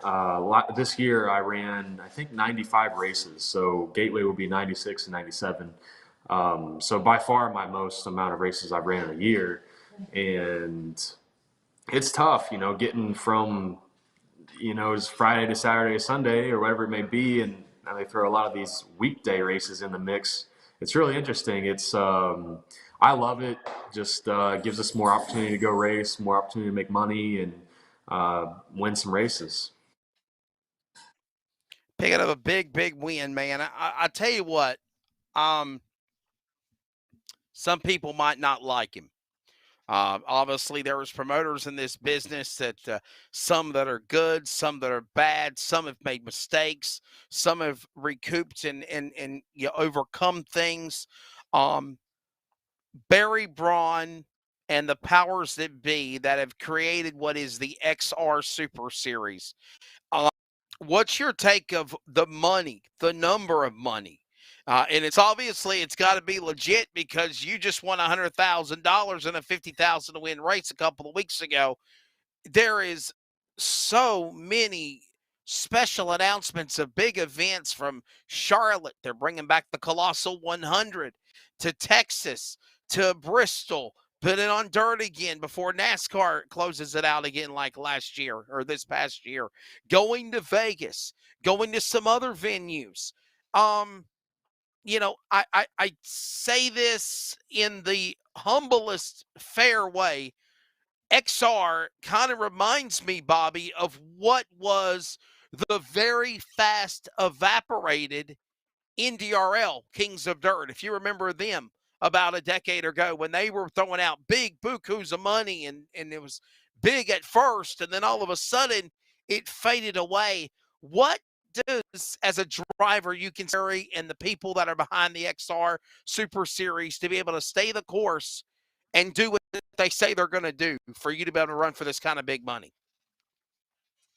Well, I think one thing today is pay-per-view or whatever you want to call it, that's really become a huge part in dirt late model racing and all sorts of racing.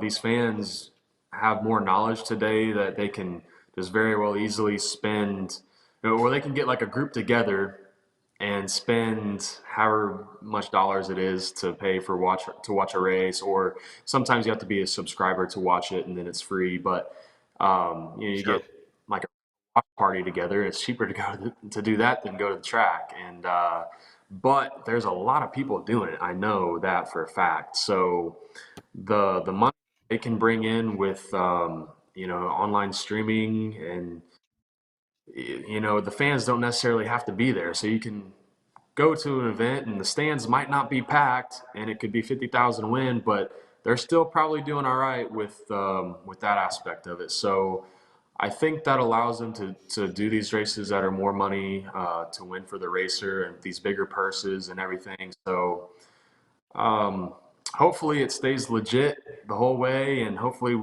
all these series and XR can grow even more. And I definitely am getting paid the $100,000, so that says that. And we got Eldora coming up with $1 million to win in June or July. So Yeah. it's going to be.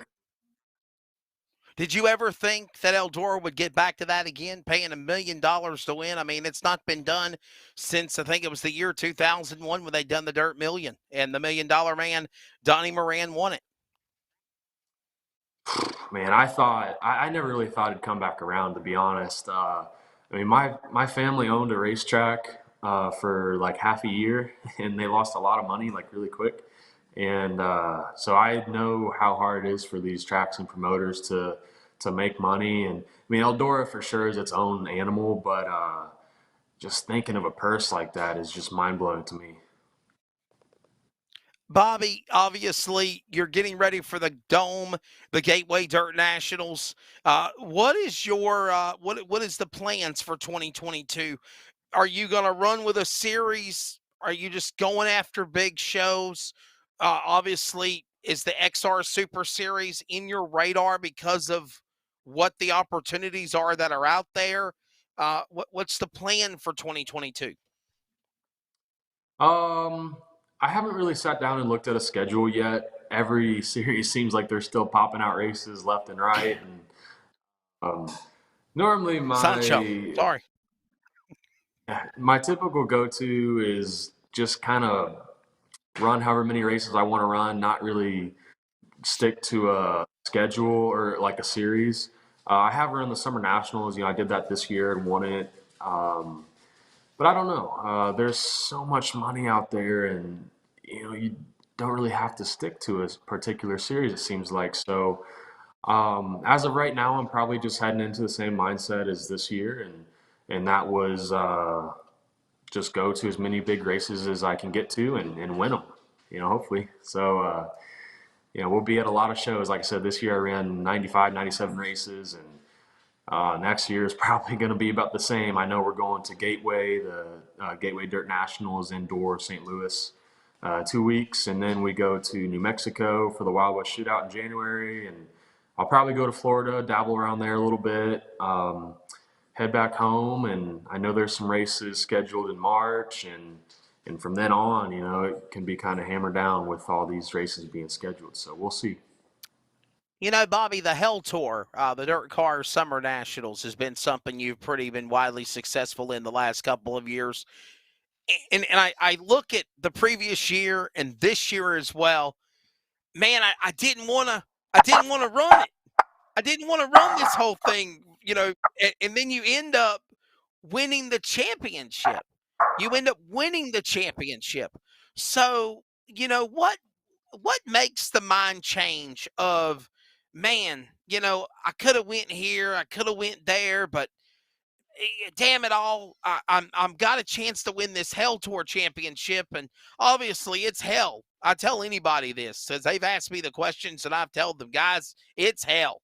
These guys are on the road for 40-something plus days, 38 nights. You lucky if you get 2 or 3 nights. And honestly, Bobby, am I correct that sometimes you're happy there's a damn rain out because you just want to have a good day of rest and relaxation? I mean, it's grueling, really. It's grueling. This year was one year I didn't wish for any rainouts. Two reasons. I was really having a good year, and we were consistently, if not winning, we were running second or third. So, really good summer nationals for me, and I wanted to race as many of them as possible. But I had also missed a race. Like it was kind of early on in the tour. I missed a race for my sister's wedding, and this was the first year, though, they allowed throwouts, but there were enough rainouts where we didn't even get to the throwouts. So I won the Summer Nationals with having missed a race. And so I lost points for that, but still ended up winning it. But yeah, I wasn't sure if I was going to need that race back or not, you know, if it was going to come down to the wire, but it didn't. So it was all good. And it's a really difficult sport for with how much you race. And they try to make it to where all the tracks are somewhat close together. Sometimes you have to go to a track here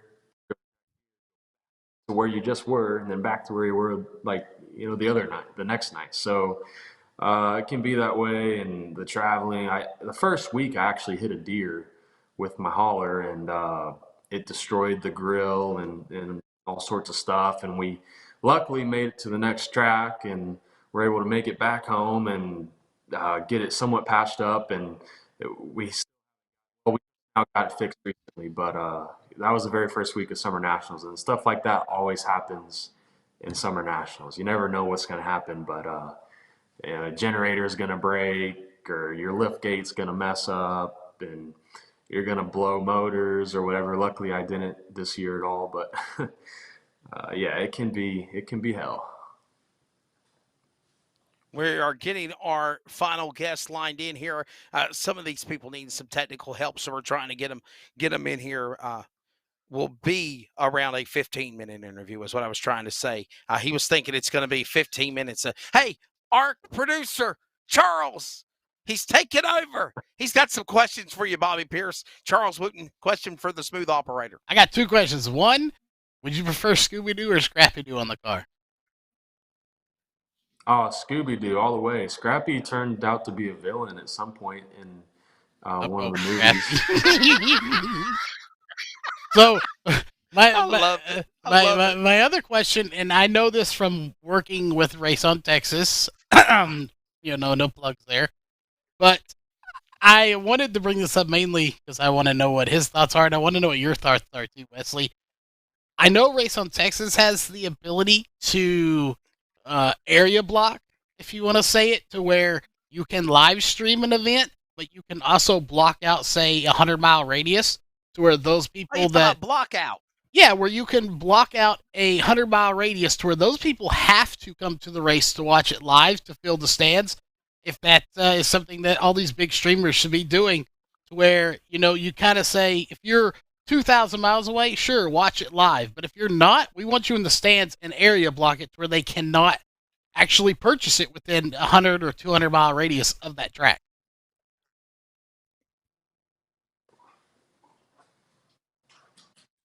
Are you asking me Bobby, about your that? thoughts on that?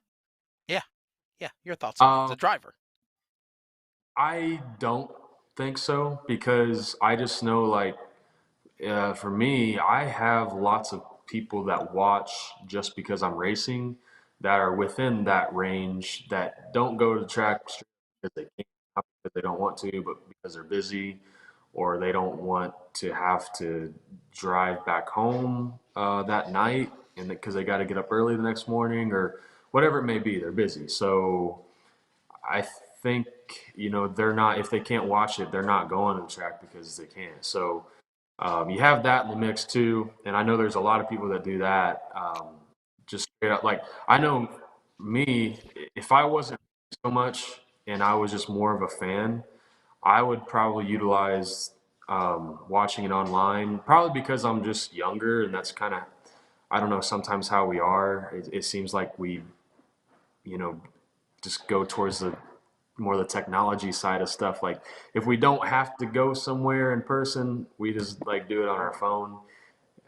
So I would probably, even if there was a race going on 45 minutes from me, I might stay home and watch it on my TV. Bobby, Or else we heard I might. Charles ask the question about Scrappy Doo and Scooby Doo, and I like your car. I do. You ran that car at the World 100, and then you just kind of used it for the remainder of the season, kind of like what we saw the Brewster Baker Davenport car do as well in the past, and so forth. But my favorite car was the Nightmare on Elm Street car a couple of years ago. I love Freddy Krueger. I love Nightmare on Elm Street. I'm a fan of horror movies. Could we see, because Halloween has become the new big thing with the Michael Myers trilogies going on now, and they got Halloween Kills just wrapped up a few months ago. Halloween Ends is October 14th, 2022.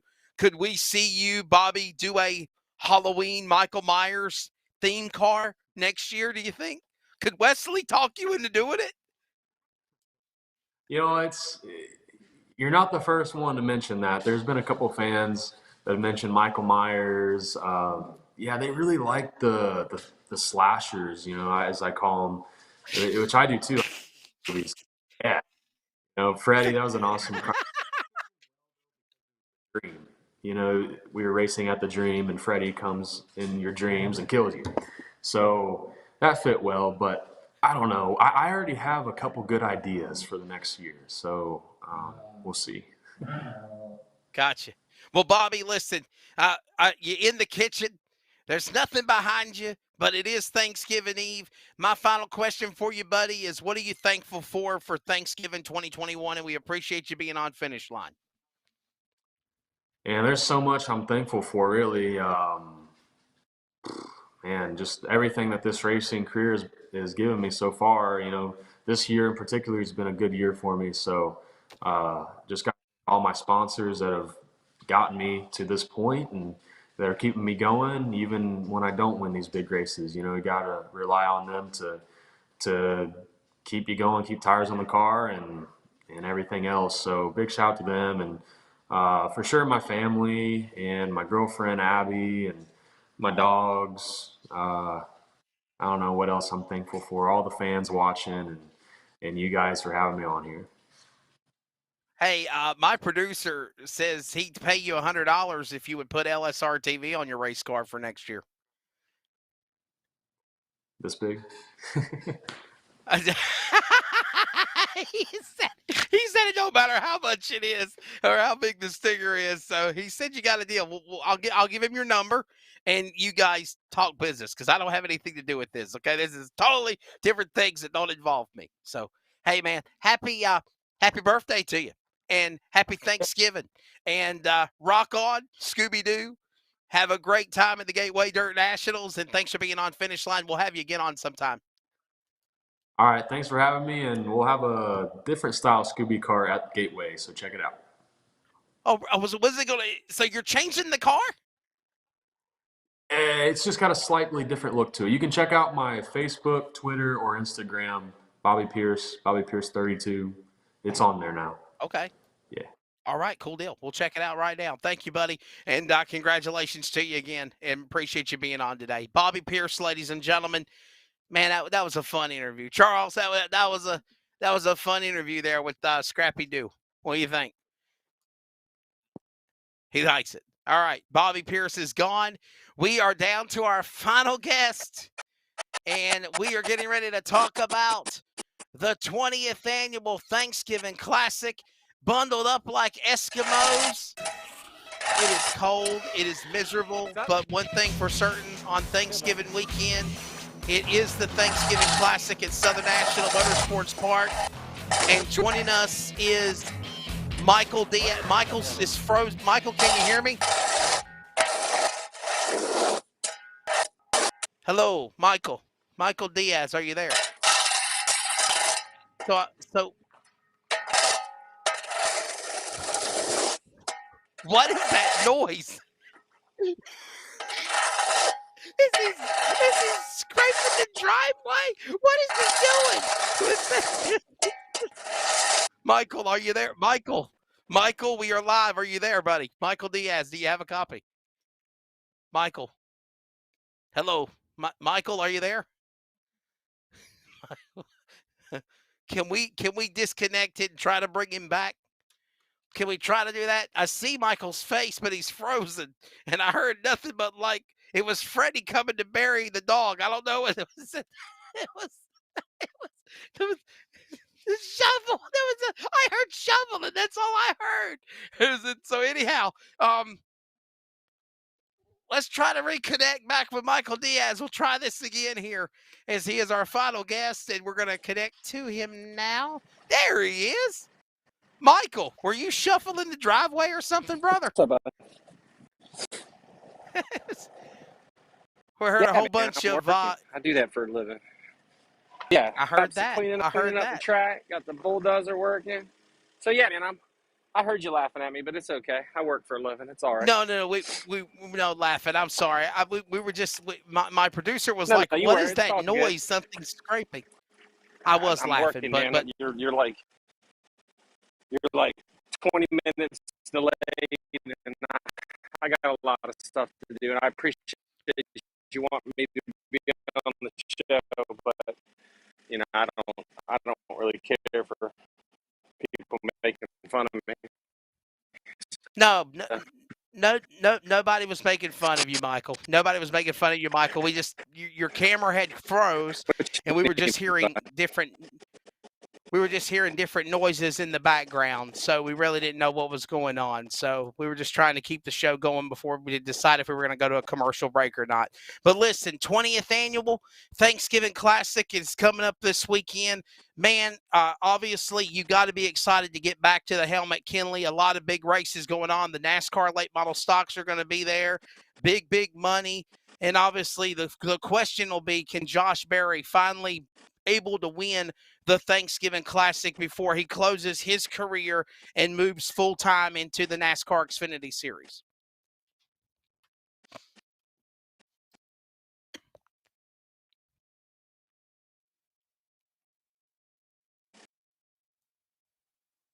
Michael, can you hear us, bud? Are you there? I don't think he has very good signal. Know where he's at. I think we've lost him. So let's go to a commercial break, and we will just call up Michael Diaz via phone if we can do that, because we're having some audio issues. We need to thank our sponsors anyway. We're also coming up on the top of the hour, so we'll take a quick break and thank our sponsors. When we come back, we will call Michael Diaz via phone. Okay, so just stand by. We're back with more Finish Line in just a moment. Let me tell you about MPM McAllister Precision Marketing. They can assist up-and-coming racers with career advancement, promotion, and assist in sponsorship procurement. MPM also has media and professional etiquette training. They work with premier driver development teams and limited late models to late models. And they also help the teams to make it up to the levels of K&N, ARCA, Truck Series, and even NASCAR Xfinity. Contact Tanya McAllister today at McAllister Precision Marketing, 803-361-6199. Today, get on the board with MPM. CrateInsider.com is your one source for crate racing tech and more. Whether you currently race with a crate engine or you are thinking about getting into the sport, our website has what you need. CrateInsider.com has tech videos, interviews with experts, and the best products in the industry. Dyno tested and proven, so we know they are the best products for crate engines. Visit CrateInsider.com today to get on the fast track to victory lane.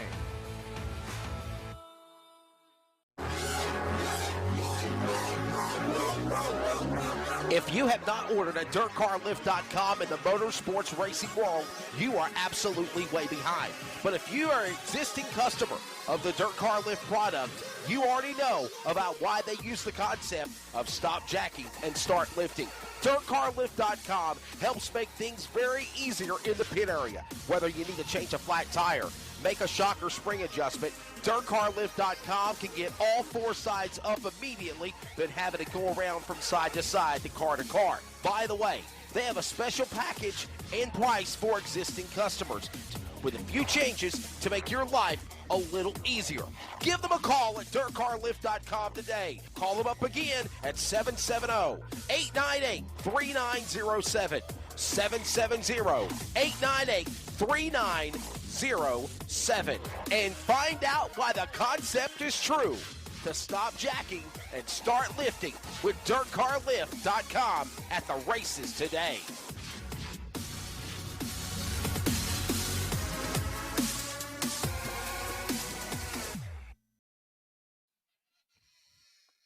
Hey, welcome back to Finish Line. Okay, so there is obviously, if anybody has ever been out to Southern National, the signal is sometimes not the best in the world with the location of the racetrack. So I think the signal is not very good for video out there for the time being. So we're not able to connect with Michael.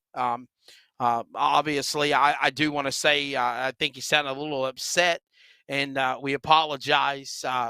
All we had was a frozen still image, and we're hearing a bunch of noise. We were just trying to be lively on the program, obviously.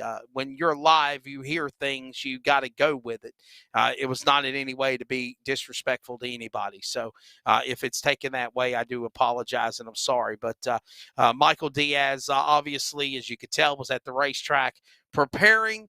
So the Thanksgiving Classic, again, is coming up this weekend at Southern National. Obviously, besides the ARCA race that was at Kinley this year, they've not done any other events except maybe a monster truck show. So everybody is really excited and looking forward to the return of the Thanksgiving Classic, the 20th annual Thanksgiving Classic. It would have been the 21st edition, but the race got canceled last year because of obviously COVID. And in 2019, it actually got moved to March of 2020. And then, of course, it was right before COVID hit, and they ran that race. And then, of course, everything went its course in 2020. So the 20th annual Thanksgiving Classic, it's going to be a big show. You've got the Carolina Crate Modified Series, Carolina Pro Late Model Series, my good friend Keith Graham, and their races are coming up. Those are big events. You've also got the NASCAR Late Model Stocks. We mentioned what I said about Josh Berry, who won the Battle of the Stars. He's now going to Kinley to try to win the Thanksgiving Classic trophy. He's never done it before. And again, being a full-time guy going into the Xfinity Series next year in 2022, this might be the last opportunity for the driver out of Hendersonville, Tennessee, for Junior Motorsports and the All Things Automotive iRacing Chevrolet to do just that for Josh Berry. Obviously, a lot of other cool things going on. You got the Bandoleros, the Legend Cars, obviously Street Stocks, and so many other cool events are being added onto the event. So definitely, I wish we could have had Michael Diaz on to talk about it. Obviously, he was working. We were a couple of minutes behind schedule, and obviously his phone video signal not working the best. And again, as I said, we were in no way trying to make fun of him. We were just doing our show. You're live on the air. You hear things. You have to keep going with the flow of things. That's just the nature of our work. So anyhow, I guess that's going to do it. Charles, before I let you go, brother, obviously Southern National Motorsports Park. You can go on social media at Southern National at SNM Park, snmpark.com, and of course at SNM Park on Twitter and Instagram, Southern National Motorsports Park on Facebook to find all the information on the race. So, but before I do let you go, Charles, happy Thanksgiving to you, brother. And before I let you get out of here, what are you thankful for, bud? Well, I said I was going to say this before thing. I'm thankful the show's over now because I'm hungry. I got some chicken wings in the fridge. I'm about to go eat them with some special grub rub on them that I can't tell you the name of it. It's just literally called grub rub. And not really thankful for this, but a shout out to Sean, the owner and admin of the league we were supposed to do tonight on the channel. Obviously, he has COVID, so he's not going to be adminning the race. So we have the night off. Kind of thankful I have the night off, but still sending some thoughts and prayers out to Sean. Hopefully he gets better soon. There you go. So, and a happy Thanksgiving from everybody at Rocket Media, LSRTV, Fox Sports Radio affiliates in the Carolinas, iHeartRadio, and the Community Radio Network. And before we log off, I would like to say as well that I am very thankful for my family. I thank God for the breath of life first and being able to have the opportunity to enjoy broadcasting and, of course, being a part of this exciting fraternity that we call motorsports, whether it's dirt, pavement, drag racing like I did over the weekend, karting, NASCAR, dirt, you name it. Obviously, sprint cars, late models, street stocks, it doesn't matter. Always enjoy the opportunity to be able to do these shows and be able to make a living doing it. So I thank God for that. I thank God for my family. Thank God for my son, Nathan. And just being able to somehow, some way, we've all got through this, and we're going to continue to get through this because we live in the greatest place on earth. Even though sometimes we have our doubts and we think sometimes, why are the things in the world happening on our country as it is? I'm not trying to get political or religious. I just simply say that with God, all things are possible. And we just all got to kind of keep our heads up and believe and know that there is a light at the end of the tunnel, a silver lining in everything that we're doing. So definitely, thank you for all of our fans, viewers, and just being blessed in general. Enjoy your time with your family and your loved ones. Think about our military. Think about the ones that might not have a Thanksgiving. Think about the ones that might not be able to have a turkey or dressing, or, if you can be able to help somebody or help a family this Thanksgiving or during the holidays, I would say I encourage you to do that. If you can touch the life of somebody that doesn't have, and you have it, you feel so much better because you're helping someone that's suffering, and you make their night, you make their holiday a lot special as well. So definitely. And of course, think about when you're around the table with your family and your loved ones. And Charles, you can cue up the exit music because we can get off here now. When you're going around the table and you're saying happy Thanksgiving and you're blessed for this and blessed for that, just be thankful that you have your family and your loved ones. There's some people today that don't. They've lost so many people because of COVID or other health-related issues or things that have gone on. We can't explain it. We don't understand the things that happen. But just be thankful for life. And in closing, never take one breath for granted, because it can be over and we don't know. This time lapse of our lives, we don't know when that finish line is. Only the man upstairs does. So happy Thanksgiving. We thank you guys all. I love you very much. Thanks again to all of the guests. Ty Majeski, Kevin Rivenbark, obviously Randy Myers, Michael Brown. Thanks to Bobby Pierce as well as Nick Hoffman, and to Michael Diaz, who at least tried to connect. And then we had some video issues. Again, it was in no way trying to offend anybody. Hope you can go out there. Thanksgiving Classic should be a great show this weekend at Southern National. So with that being said, happy Thanksgiving. Thank you for watching. We'll do it again next week. The Snowball Derby preview. And we'll also have the Northwest Racing Series champions of iRacing on, all three for ARCA Cup and Truck in 2021 next Wednesday as well. For Jeff Stabnow, Charles Mooten, everybody at Rocket Media and LSRTV Productions, I'm Wesley Outland. Happy Turkey Murder Day tomorrow. Be good to one another. The road to life, there is always a finish line. Dirt, pavement, straight, karting, drag. Make yours a fast and a safe good one. Thank you for watching. This episode is an exclusive production solely for the private, non-commercial use of our listening audience. Any publication, reproduction, transmission of the accounts without the express written consent or permission is restricted and prohibited. To hear this replay or other previous podcasts, download on iHeartRadio, iTunes Radio, and TuneIn. As always, this show is for you. Thank you for listening.